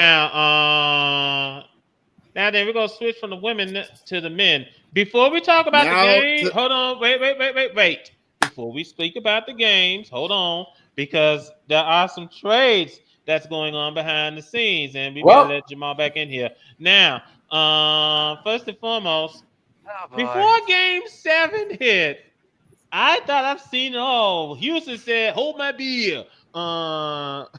Kevin Durant is on his way to Houston. Kevin Durant has completed the Rainbow Challenge. He is going to Houston. Thank God he's in the West. Thank God he's in the West. More importantly, hallelujah, he's not a New York Knick. Thank fucking God. I do not. I really mean this. That man, I never wanted him in New York. Don't want him a part of the Knicks. I'm sorry. I see why Houston's done it, and I actually applaud Houston for doing it. They're taking a hell of a risk because he's 37. Father Time is going to catch up and look at his injury record recently. Mm-hmm. So, that's why I was screaming, Knicks, do not dare do this. But I can see why Houston did it because they needed a 1A option, striking wise. Okay. Mm-hmm. So pretty much, I get why the Knicks have done. I get why the Rockets have done that. Let me. As Brandon's fallen asleep. LOL. Pretty much. So we can continue on the trade. I actually think Houston got a really good price for this trade. Also, it's a mix, exactly. I'm just not pick KD into Nick. I'm dead serious on that. Right. Oh, good. Kevin Durant is a Rocket. How lovely. Yes. I mean, I'm going to be honest. As much as I don't like KD, and I make my feelings about that very well known, it's not a bad trade. No, I agree. It's not a bad trade. Right. For all intents and purposes, the purpose of getting him is to make sure they can make the championship. If they do that, then it's worth it. If they don't, well, sucks to be them. Did the Rockets win a championship with James Harden? I don't think they did they? Nope. Speaking of James Harden, hold on before we get to that. Yeah, I would just like to say, Kevin Durant is better than James Harden. Oh, absolutely. That's not I just even a want to question. point You're this not wrong out. there. Yeah. But let me get the details for a second about this trade that took place with Houston. So the Suns have agreed on a blockbuster trade, sending Kevin Durant to the Houston Rockets for Jalen Green, Dylan Brooks, the number 10 pick in this year's draft, and 5 second-round picks. So, I mean, it's a win. It's a win for the Rockets. That's not too much because here's the thing: they've still got really good young stars on that Rockets roster. Right. You've got Van Fleet, who many people praise and all that. So the Rockets did, and also no disrespect to Jalen Green, this trade wouldn't be happening if you didn't choke in the playoffs. Right. And also, you did choke. he's also getting shipped anyway because they don't want him. So they're gonna get something out of him. I need to remind myself on the. I need They'll to probably ship remind myself Jalen on. Green on because pretty much. My question is with Phoenix, how can you appease Devin Booker? Oof, that's a good question. I know how to appease Devin Booker. You get rid of him. Wow. Okay then. I mean, look, what has he done for this Well, team? he did take the Suns to the NBA Finals not too long ago. Right. How long ago? Let me see. It took on Milwaukee. What, like 2021. 4 years ago? Yeah. 4 years ago is beginning to look like 10 years ago in this If you're NBA. Devin Booker, though, where do you want to go? How about the Clippers? Oh God! Oh, God. Okay. Hold on, time out. First and foremost, someone's taking a little bit too much drinking of the moonshine. Secondly, the Clippers, the worst franchise on earth. Well, hold on, wait a minute. Time out. Actually, I'll give a shout for a team which will trade for Devin Booker, the Brooklyn Nets. That makes more sense. No. It makes more sense than the Clippers. I can see that. The Brooklyn Nets now have 5 first-round picks. They're looking for a move. No, let me be clear. Even if they get Giannis, they haven't got enough around Giannis. They also just got a pick earlier after the trade that just went down. Yeah, we're going to get into that, but here's the thing. Okay. If Brooklyn get Giannis, they haven't got enough around Giannis to win the championship. I'm just being dead honest with you, okay? Well, if Detroit get Giannis, it might be GG. No. I'll get into the Giannis situation in a bit, but pretty much, if I was the Nets, it'll be less value. I'd go for Devin Booker. No, I hope they don't, because fuck the Nets. But they could start building off it. Yeah. Now let me also bring this up since we're about to get ready to hit LA. The Lakers are about to get ready to get sold for a very, very hefty price tag. And Jose, you probably might want to brace yourself for this. The Lakers are about to get ready to get sold from the Buss family to a I forgot who they said to for $10 billion. Cha-ching. That makes the Lakers the second most valuable franchise in sports. Agreed, because number one is still the Dallas Cowboys. And it's not by much either. It's $10 billion. I think the Cowboys is 10.1, I guess. Not that much. Yep. I trust on that guy because you all know him, who he is, who runs the Dodgers. He knows how to build talent and knows how to build a team. So I'm going to trust him running the Lakers. The difference is, I mean, he is bringing some good ideas to the table. He wants to bring in a natural scouting.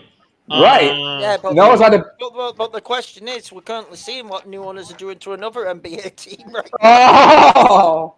Oh. Look at him. Now, also, we also had another trade that happened. The Pelicans are getting Jordan Poole. The Pelicans are trading CJ McCollum, Kelly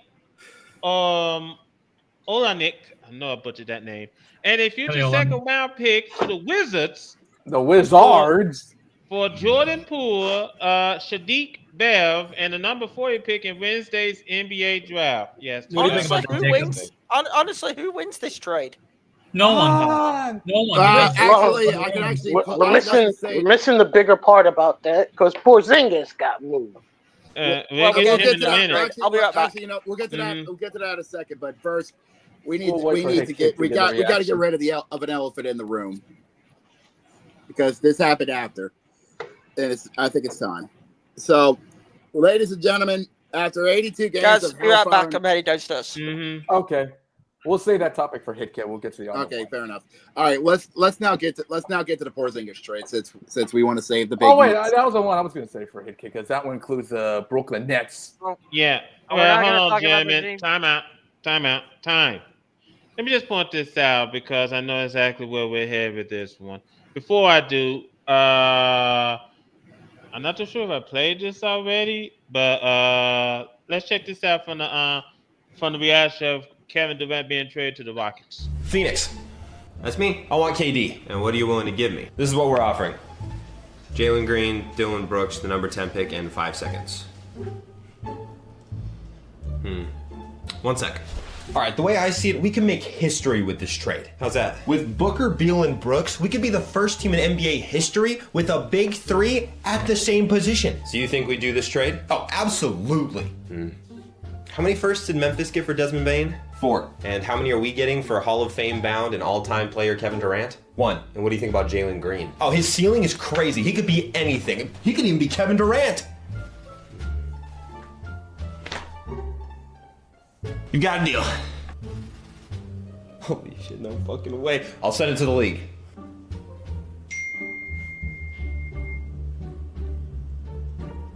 I'm so confused and tired. Still have control over Phoenix's picks, got off the Green contract, and didn't sacrifice that much of our elite defense? Oh yeah. This is awesome. 1 first rounder, Phoenix, I'm gonna kill you! If their fans don't beat you to it. Holy jeez. Phoenix are idiots. Kill you. So much salt. I'm downstairs right now. Now then, first and foremost, Jeremy, as Jacob was about to announce, the regular season is over. Let me bring this up. What in NBA Finals we witnessed? It was a finals. I need the floor on this. Hit it. If we're about to get into Game 7, I need the floor. Yeah, we'll give the floor just a minute. But hold on, before we get to you, I'm going to say this now: the playoffs were a mixed bag, to say the least. Exactly. Then we got to the finals. Nobody gave OKC and Indiana their flowers, and you know what? Indiana and OKC say, okay, bet we'll make you give us their flowers, and they decided to give us a classic that deserves to be recognized for decades to come, because for all 7 games they went out and fought. Okay, and deserve to show that small market teams can play. They robbed the whole flower shop. Okay, and show that small market teams can play when you have talent and depth. Okay, and then came Game 7. Wait, hold on for that Game 7. Hold on, wait. Hold on, because here kid wants to talk about Game 7. We'll get to that in just a minute. I just want to point this out. This was a great series. This was great. There was a great NBA Finals. I just wish the NBA gave more of a damn about it because their presentation. The presentation was garbage. Yes, it was just awful. Absolutely. I just want to point that out. So, hold on, wait. Let me finish. I just want to point that out. That I wish the presentation was better, but overall, this series with the distance. It gave everything we pretty much saw everything. We saw blowouts and we also saw close ones, and it was as close as you can get. Unfortunately, and this is why we're gonna go to Hit Kid if we could see him. Unfortunately, there you go. This is where we have to talk about Game 7. Right, Game 7, and I'm gonna give the Pacers credit. They fought their ass off, obviously, and let me be clear. There ain't supposed to be a bigger Tyrese Halliburton hater in the world than me as a Knicks fan, okay? Mm-hmm. As a Knicks fan, I'm really supposed to hate on this man. I mean, considering he sent us on 2 years in a run now. This one more legit than last year's one because, last year's one, he wore the fucking choke shirt after half of her squad was injured, okay? Mm-hmm. And I saw Knicks fans saying, karma is a bitch, if you get where I'm coming from. Let me be clear. You never wish that on any player. No. I didn't wish it. I wish Tyrese Halliburton a speedy and healthy recovery. Mm-hmm. Here's my takeaway of it. OKC were the better team. As soon as Tyrese Halliburton went down, I thought to myself, yeah, OKC are going to eventually pull away here. This finals is over. Yeah. Devastation for Indiana, because truthfully, it is exactly what I said. I said it during the playoffs after they beat the Knicks, and I said it, when they took the 3-1 lead, and I really meant it. Indiana felt like a team of destiny this year. A team which, and please, Cody, don't think this is me trolling you, because this is me really serious. I said Indiana will either win it this year or they won't win it for another 15 to 20 years. And now with the Halliburton injury, I couldn't have predicted that, when I said that, the Halliburton injury. Mm-hmm. Yeah. I think next season, their season is fucked. Yeah. I'm sorry. Welcome to the Boston Celtics of hell. Carter. We'll get into what the Eastern Conference looks like after we've talked over trades which have gone down. Congratulations to Oklahoma City. You've won a championship at long last, especially for that general manager who's made multiple moves, to make it happen. LA Clippers, you were the ultimate clowns of the NBA for the trade to set OKC up.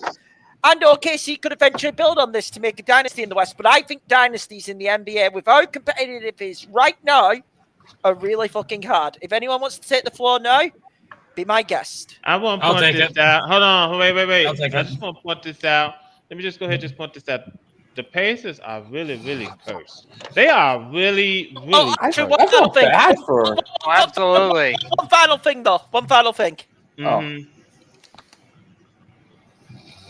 What? Reggie Miller's tears taste so good. That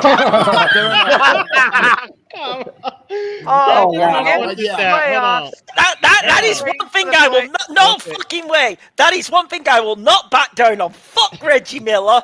Seeing him upset made me very happy. Man. So, nonetheless, hold on, Jacob. Let me just point this out. Like I brought this up earlier, the Pacers are really, really cursed. I mean, first,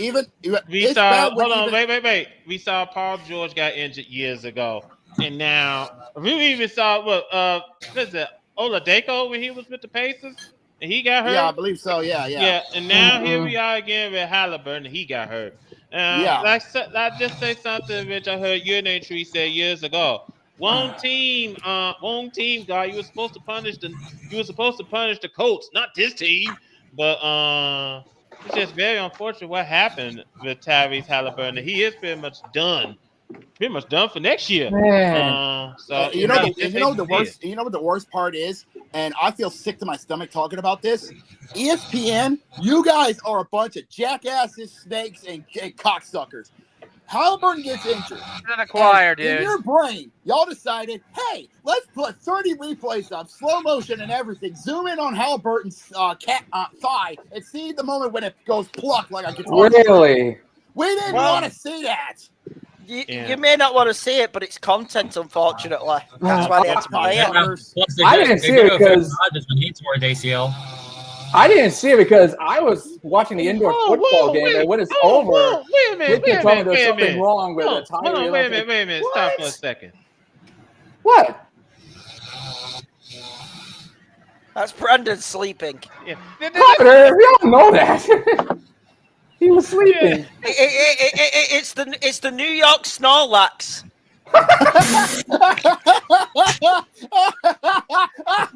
He's freezing. Let's go ahead and get back on. I ain't got no summoning flute. Yeah. Yes, you wanted to say something? Yes. I might have to find a cork to plug up his nose, but You know, like a Tom and Jerry style of corks in his nose. Just throw water on him, wake him up. Oh, your blood sugar was down. Anyways, as I was saying, God, I hate being right. I see on your prediction. Yeah, he was the only one who actually called it. That's insane. Yeah, only one who picks Thunder to win Game 7. Listen, I felt confident in Thunder in 6, but then they produced a wet. And by the way, if the Thunder had lost this game 7, Oh, they by the would way, have the been. Snorlax woke up, guys. Oh god, they would have been memed to eternity. Oh yeah. Oh yeah, I can tell.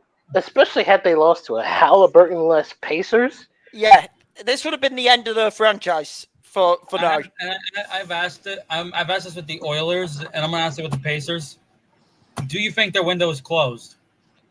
Hit would believe yes. No, here's the furnace. Next season it's closed. They've not got Halliburton. Next season it's closed. It'd be the season after I'm interested in, depending if they could add a player towards Halliburton. Because here's the thing: no player's ever the same coming off an ACL, and I dare anyone to tell me they're not. We all know especially in basketball. Especially in basketball. So for next season, it's definitely closed. That does lot to throw away the key. Pretty much it'd be the season after. No, if Pacers could make a move and bring a superstar in, maybe it can reopen. But for now, it's closed. Yeah. What about the Oilers? I asked the question, the same thing with that. Oilers. Depends on the wage structure. I still think they're fine for another season. So I'd say With how hard hockey is to predict, I think they're cooked. Yeah. Hackle will probably tell you the cook, to be fair. Well, hold on, Jim. I just want to point this out. Had OKC choked away this series to Indiana, I think the city of Seattle will have this reaction. I beat the fuck out of my dick so goddamn hard that I can't even feel my left leg. My left leg has went totally numb. I expect nothing less.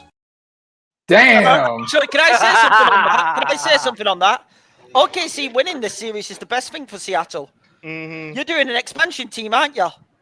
Yeah, there are plenty to. Sonic should be back. Yeah, The definitely. Seattle Supersonics should be 100% back off this. I don't want to hear any other fucking arguments of anyone else. It should be the Sonics coming back. Also, here's the truth, and I will tell everyone this. I think the Western Conference have already think. If OKC would have choked this final, I'm not even kidding you, you would have seen a few of OKC's young stars traded for Giannis. Oh, definitely. I am telling you straight up, they would have gone nuclear option and made the trade for Giannis if they lost the NBA. Most definitely. Because they had the. Let me be very clear on this. They have the ammunition to do that trade. Do OKC. If they had lost this NBA Finals, and I think even Josh will agree with me on this, they would have traded for Giannis. Oh, definitely. Possible. But we have. You put Giannis with SGA in the West.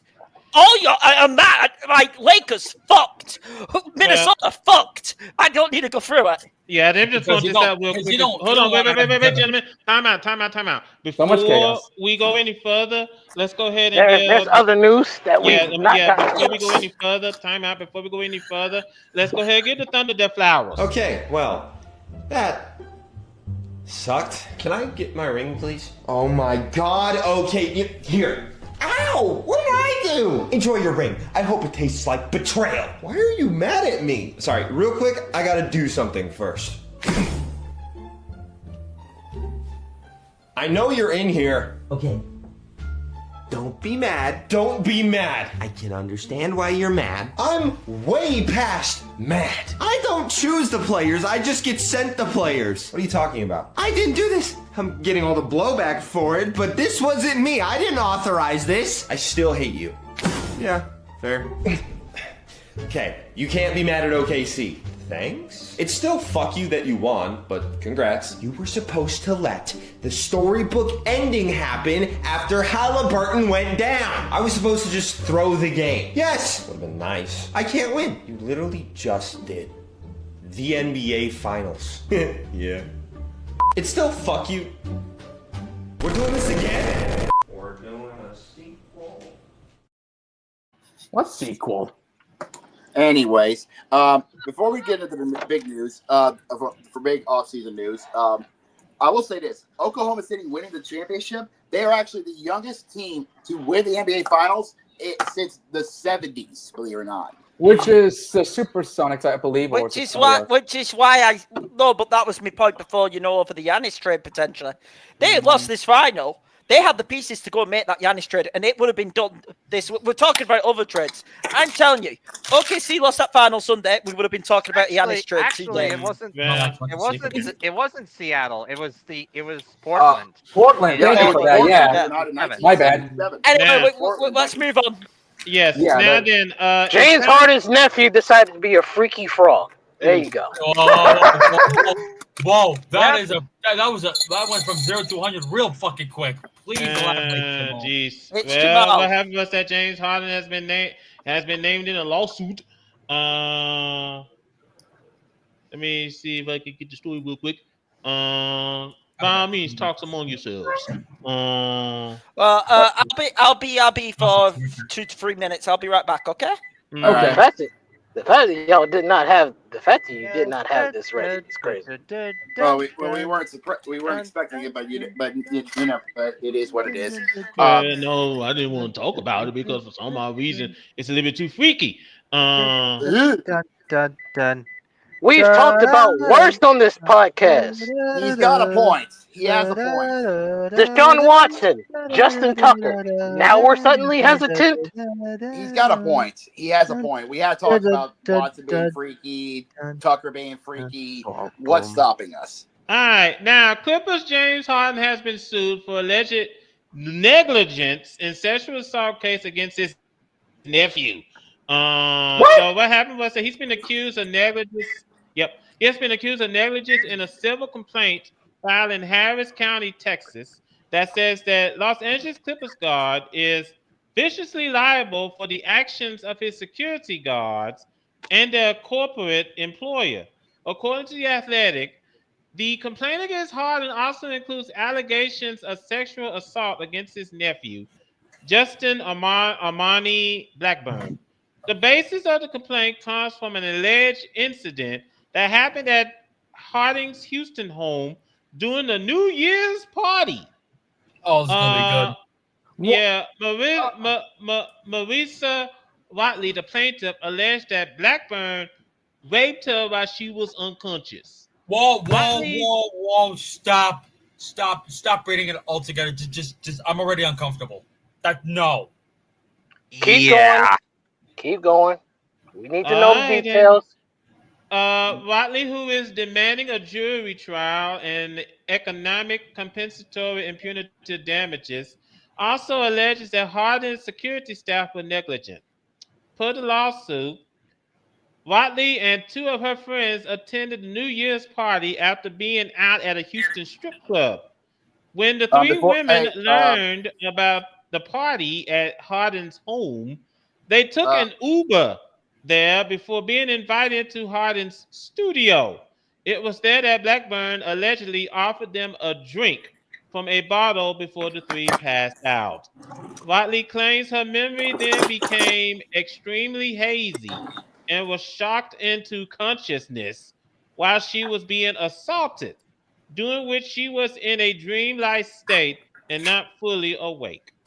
The 2 women who accompanied Watley to the party were later removed by Harden's security team, leaving Watley still inside. The women got into contact with Watley's sister, who managed to get in touch with Harden's sister, the mother of Blackburn. The sister sent a photo of Watley to Harden's security team, who, according to the complaint, told her that the woman inside the home was not Watley. Representatives of Harden's declined to comment when reached by The Atlantic.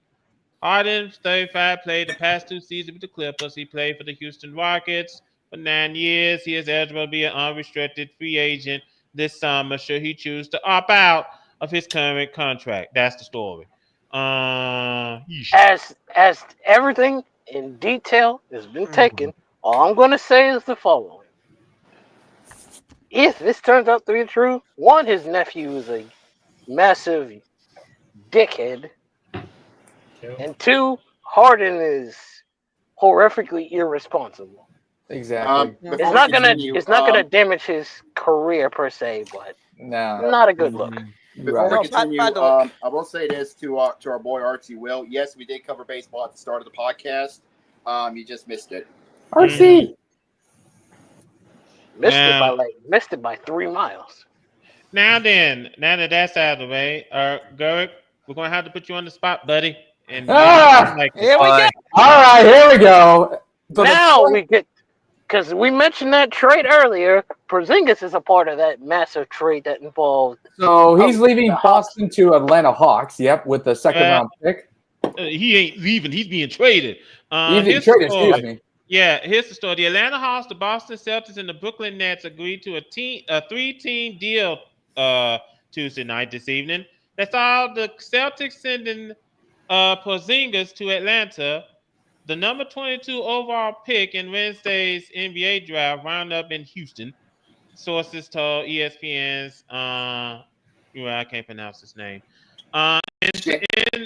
In totality, Porzingis and the second round pick will wind up in Atlanta.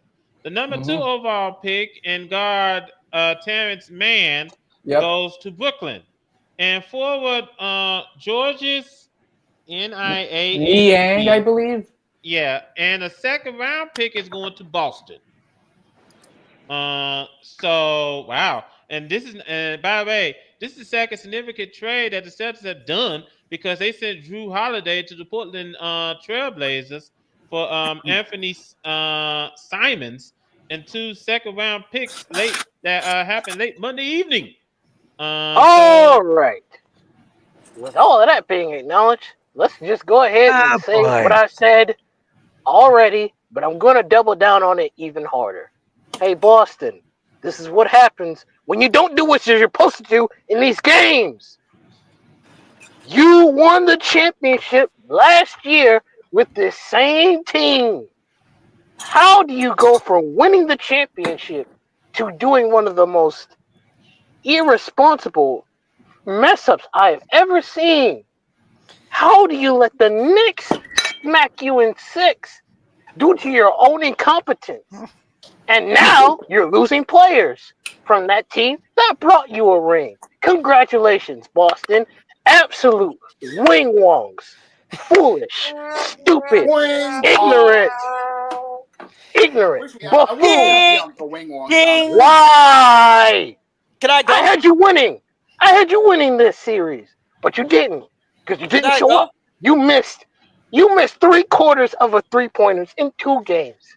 And you lose both of those games, and you expect people to take you seriously in the rest of that series, and you have the nerve to talk about the Pacers?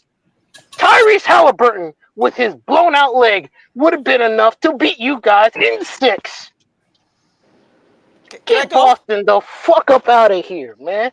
Nobody should take this team seriously after that buffoonery they did. No. Can I go? No.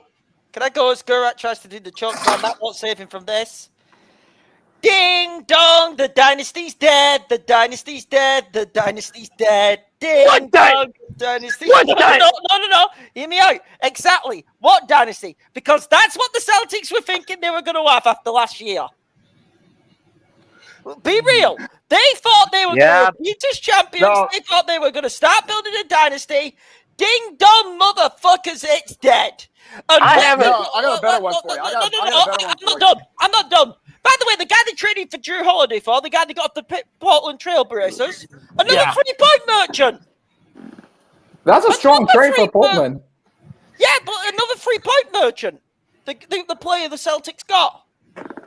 Oh, hold on. No. Yeah, and also Porzingis being gone to Porzingis. There's a question about his health all the time. Does him and Trae Young together worry me? No, gotta be honest, it doesn't.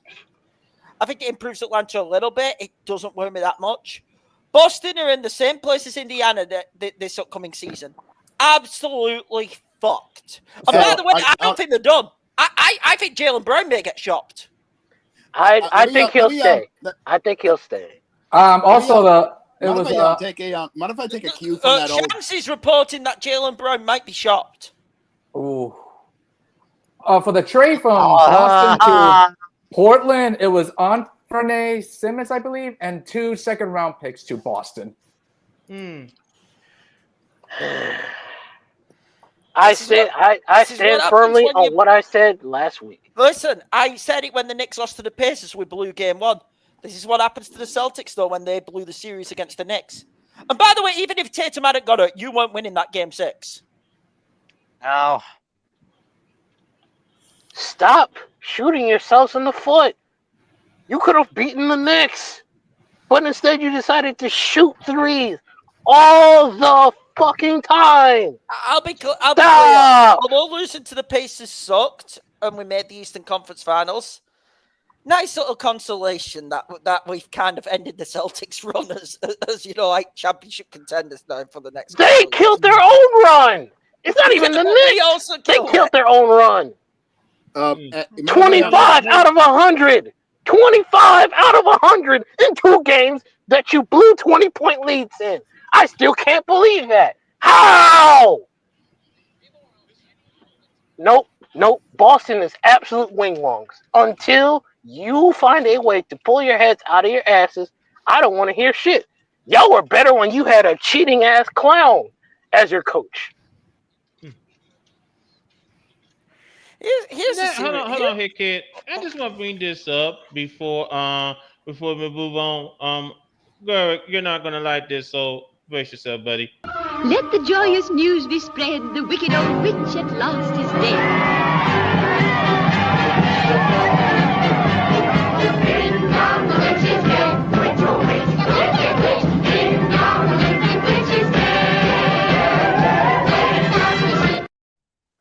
I was gonna swear to God, you might have do one better. I'm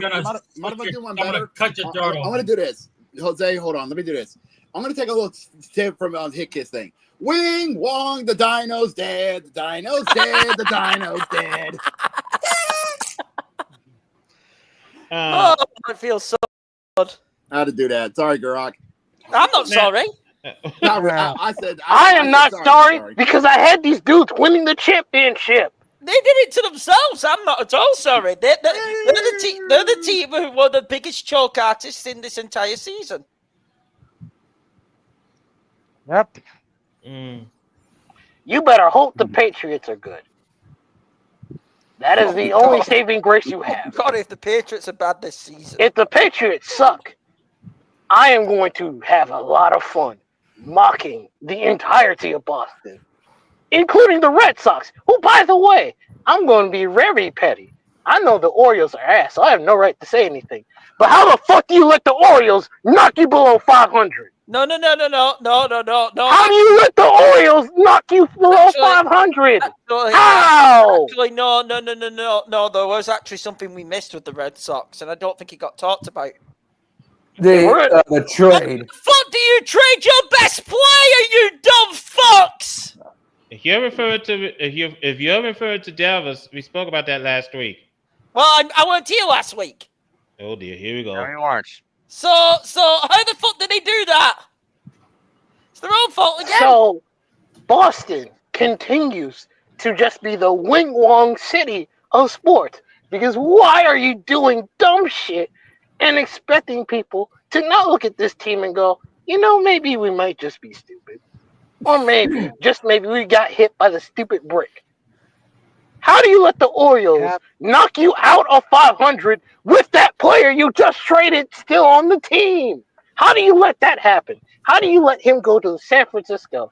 How do you let how does the Celtics blow leads like that? Jesus Christ. Man, poor I need medication. I need medication. I'm not even a Boston fan and I need medication. That says a lot. Yeah. That says a lot, honestly. Yeah, we're gonna go ahead and wrap this up before someone blows a gasket and maybe a blood vessel. Can I just finish with this subject then? Because if we're wrapping up the podcast itself. Go ahead, here, kid. How interesting we know the West is going to be loaded next year? Okay. Mm-hmm. Okay, say Dallas, if healthy, is a contender in my opinion. Healthy, yes. With the Lakers, if they pull their heads out of their Lakers, if they make the right moves, can be a contender. Minnesota's going to be right back there again. I'm sorry, they just let me interrupt. I believe it's too soon to tell. Yeah, because we already got Mark Walton in the NBA Finals. I think it's too soon to tell. No, there's going to be the Thunder. To counter you, speculation don't mean anything. No, we can I know still speculate. I know there's going to be trades and all that, Carter, and I know the Giannis trade's going to be a strong topic. The NBA draft is tomorrow. Mm-hmm. But Yeah. and I know what I'm we might saying. be- I know what I I'm think saying. You know, with like picks and all that potential trades, Carter. Mhm. Houston's now going to be a contender in the West. What I'm saying is the West is going to be loaded. Mhm. Eastern Conference wise, and I really do mean this. Huge pressure on Cleveland and New York next year. Both Agreed. teams. They are, in my opinion, the two favorites to absolutely represent the East next year. Yes, the Magic made a move. Do I think it was the right move? Not exactly. I think it's a move which will make them better, but I don't think they're to those two teams yet, if you ask me. Will Detroit make a mega move? That's a question which we need to keep an eye on. Detroit's good so far, yeah. Detroit's on the up and up. Yep. Like they're the four contenders right now. Obviously, Milwaukee with Giannis. At the moment, Milwaukee's saying he's not for trading and he wants to stay. If Giannis gets traded, does that drop the Eastern Conference next season? Because injuries, we have to make it. Boston won't be anywhere near the top four, in my opinion, in the East. I'll be shocked. Nope. Indiana won't be. Sorry, Cody. It's just fact. You lost your best player for the entire next season. You guys ain't recovering from that. Like, realistically, I think if you were to tell me right now, no, I know the Knicks have to sort out the coaching issue, okay? Still And I get that. And by the way, that's not, let me be clear. I'll be pissed off if we're back here next month, saying the Knicks still haven't got a coach, okay? I'm not minding them going talking to multiple different coaches, okay? I'm sorry. Do your research. Why are we panicking over it? The season don't start till August, September. It's October. Yeah, but you get what I mean, okay? Right. Why is there such a big media panic over that? I'm like, shut the fuck up. But pretty much, I dare anyone right now to tell me at the moment you will be looking at the East and thinking Knicks, Cavs, playoffs, final in the East to see who goes to the NBA final. Because legitimately, you'd be thinking, can Donovan Mitchell finally break that, or will New York finally break their little curse they've been on? Like right now, they have to be your two favorites to come out the East. If anyone disagrees with me, please speak your case now. Yeah, I was about to say. Speaking of New York, the Knicks, they're interviewing the assistant coach from Timberwolves. Yeah. Yeah. Mikael Nori. Yeah. So he's in the third interview. Yeah. The thing is, though, it's just that what I'm saying is right now, if you were the East. And that Knicks job, by the way, I hate to say it because of the injuries, has just become more appeasing because of Halliburton going down. The East right now, for me, unless something happens with Giannis or Detroit make a move, or maybe this is a surprise team. Right now, you will be saying in this offseason, you're potentially looking at a Cleveland-New York showdown for the Eastern Conference Final next season. We'll have to see what happens. Yeah, only time will tell. Anyway, ladies and gentlemen, back get ready to close up. Oh, one final thing. If the Knicks really wanted to go over the top, trade for Giannis right now. Wow. Yeesh. Let me be clear. I've been against it. I want the Knicks to get depth because I think that's what they need, okay? But you tell me right now, you put Giannis with a superstar in that Eastern Conference right now, whether it be Cleveland pairing him with Spider Mitchell or the New York Knicks pairing him with, let's say, Brunson. With how the Celtics are, how the Pacers are all now, that wins the Eastern Conference right now. So you're pretty much saying the Eastern Conference is pretty much wide open at this point. I think the Eastern Conference right now is Knicks and Cavs clear favourites. Orlando and Detroit will break into that and will take the lead with a Giannis trade. That's where I stand with the Eastern Conference. That's my top four right now. I have the Pacers out of it because of the Halliburton. Let me be clear. Halliburton's healthy. The Pacers are in the top. In my opinion, maybe one of the favorites if they could make another move. Okay, they're in the top three. He's done for the season. He's out of it. Celtics are out of it. They've just Jason Tatum's hurt. The best players hurt. And I'm not going to back, and I dare anyone to tell me you're backing a Jaylen Brown team to, be the NBA champions. I'm not. Are you? Let's get to the cat. Yeah, let's get out of here. Oh no, what's going to happen to the Cats? What did we learn on the show tonight, Greg? The Philadelphia Eagles. If you are a fan of a Boston team, you are frustrated, and you should be. All I'm going to say is this. We are.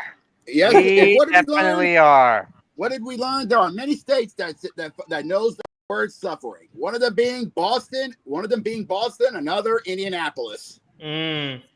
That's Anyway, ladies and that's not a gentlemen, state. Those aren't states. Those are cities. Yeah, let me just be. Okay, Hold on, fair gentlemen. Hold on, Carter. Before you even do that, you might as well ring the dummy bell, because Weavile has a point. Ooh. Wow. You know the Yeah. funny thing is, we actually went a couple. Dummy, yeah. You know the crazy thing is, we actually went a couple episodes without hitting the dummy bell. It's a miracle. Well, you better hit it now. Oh, we already did. Anyways, Oh, wow. anyways, let's wrap this up. You just had to Let me open run it down out. the scores real quick. First and foremost, bottom of the second was scoreless between the Pirates and the Brewers in Milwaukee. This game's heading to the top of the third. Rays are leading the Royals 2-0. Heading to the top of the sixth. The Rangers are leading the Orioles 3-0. Finally, out of that long delay, this game is underway here in the bottom of the first. The A's are leading the Tigers 2-0. The Blue Jays are leading the Guardians 4-0 in the top of the sixth. Bottom of the fourth was scoreless between the Braves and the Mets. Heading to the bottom of the fourth, the Yankees are leading the Reds 3-0. Heading to the bottom of the second, the Diamondbacks are leading the White Sox 1-0. Scoreless between the Mariners and the Twins at the 2. Bottom of the second, the Cardinals are leading the Cubs 2-0. I gotta say, hey boy, I'm out, everybody. All right, Have a good thank night. you, kid. Over on the court, the games are just getting underway. The Lynx are leading the Mystics 10-4. Sparks are leading the Sky 10-4. Dream are leading the Wings 6-4. And the game coming up later on this evening in Seattle is the Fever and the Storm. Anyway, ladies and gentlemen, we thank you so much for taking time out of your busy schedule joining us here this evening. I was going to do history fact. Oh, well. Yeah, first and foremost, if you like what you see, by all means, please subscribe to our channel. Now you have to do the bell for me. Yeah, I got it. Subscribe to our channel. Like this video. Share this video. And when you do subscribe to our channel, please... There you go. There you go. Hit the bell so that you will know whenever we stream. I want to thank Kid. I want to thank Jamal. I want to thank Zach. I want to thank Matt. I want to thank Garrett. And just want to thank everybody for joining us here on our podcast this evening. A special salute to our birthday boy, Brandon. Number 27. I'm sorry I didn't get your AARP card, Brandon. I apologize. No, don't worry about it. And What? Dude, I don't even need it anyways. Yeah. We just want to thank thank... HOT shirt, you bastard. Do you want to say anything, Brandon? Well, being 27 is not the. It's gonna be one of those roads, I tell you. It's not gonna be a road. Whoa. Yes, Fantastic. You two must have a wonderful Thanksgiving this year. I got a feeling. Oh yeah, absolutely. It's not because that we just want to beat the crap out of each other. It's more so we just like don't care about the entire world around us. Now, wrap it up, please. Yes. Anyway, ladies and gentlemen, all right. Thank you so much for joining us here on our podcast this evening. Hold on for a second, Jacob. Give me a sec. Go ahead and take us home. Thank you very much. Thank you very much, Terry Carter. Yeah, hard to believe it. We made it 180 episodes. We're 20 away from the big 200. 200. Can't believe it. Yeah. And man, a lot of things have been dying down. The NHL and the NBA has finally wrapped up their season. But that doesn't mean the sports world's taking a break. Hell to the no. Because the MLB is just hitting their own stride with the dog days this summer. And of course, the all season as well. Hold on, Jacob. Cody got jokes. Of course he does. He's having fun. Yes, we're going to see the Hoosier back in the bar. Expect the Colts to have a losing season. I mean, they're going to because they're Daniel Jones they got. Yeah, but nonetheless, that's besides the point. Yes, we're going to see the Hoosier back in the bar because after three months of being banned, he's finally had enough of his punishment. And we he's get to learned hear his lessons. grieving on the Pacers losing the NBA Finals to OKC. Yeah, he's had enough. His punishment was has been long enough. So we decided it's enough. It's time for him to come back, and he's missed us, and we missed him. So he'll be coming back next week. And he has been cut off from the Yeah. Continue when he comes back, so you ain't escaping, buddy. Yeah, but nonetheless, the sports world will keep going because, as stated, tomorrow is the NBA draft, and some tells me we're going to be in the Discord call watching the insanity what's going on in Brooklyn, and then later on this week is the NHL draft to see who's going to be coming up from the minor leagues to go into the 32 teams in the NHL, and so much more, to say the least. And also for our international fans. If you like tennis, and I'm surprised if you do, Wimbledon's about to kick off as well. It started with the warm-up, but the main tournament's coming up this weekend. So they say if you like tennis, there you go.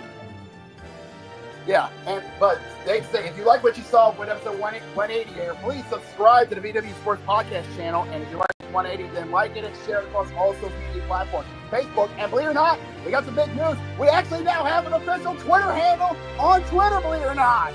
Yeah, but we can't broadcast on Twitter because you need to have a premium account. Well, yeah, but we can share our links. We can share our links on Twitter.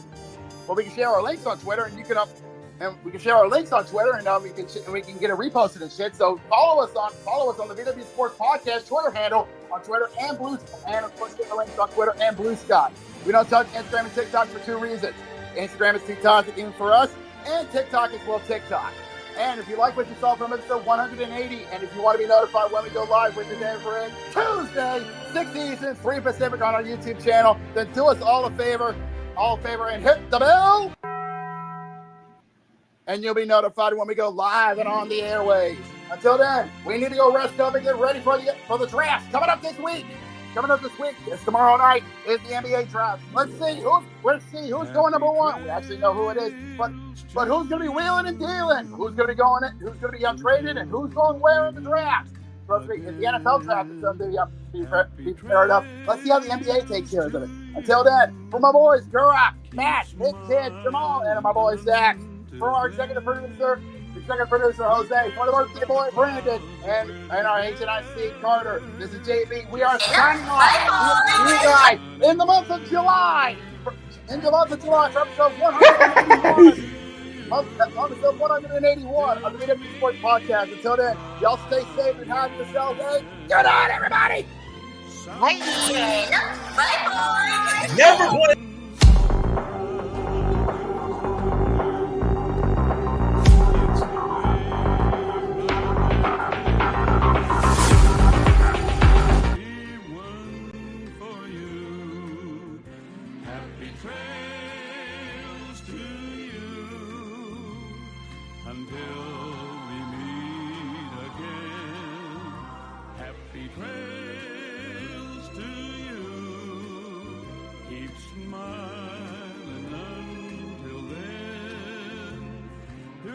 About the clouds if we're together.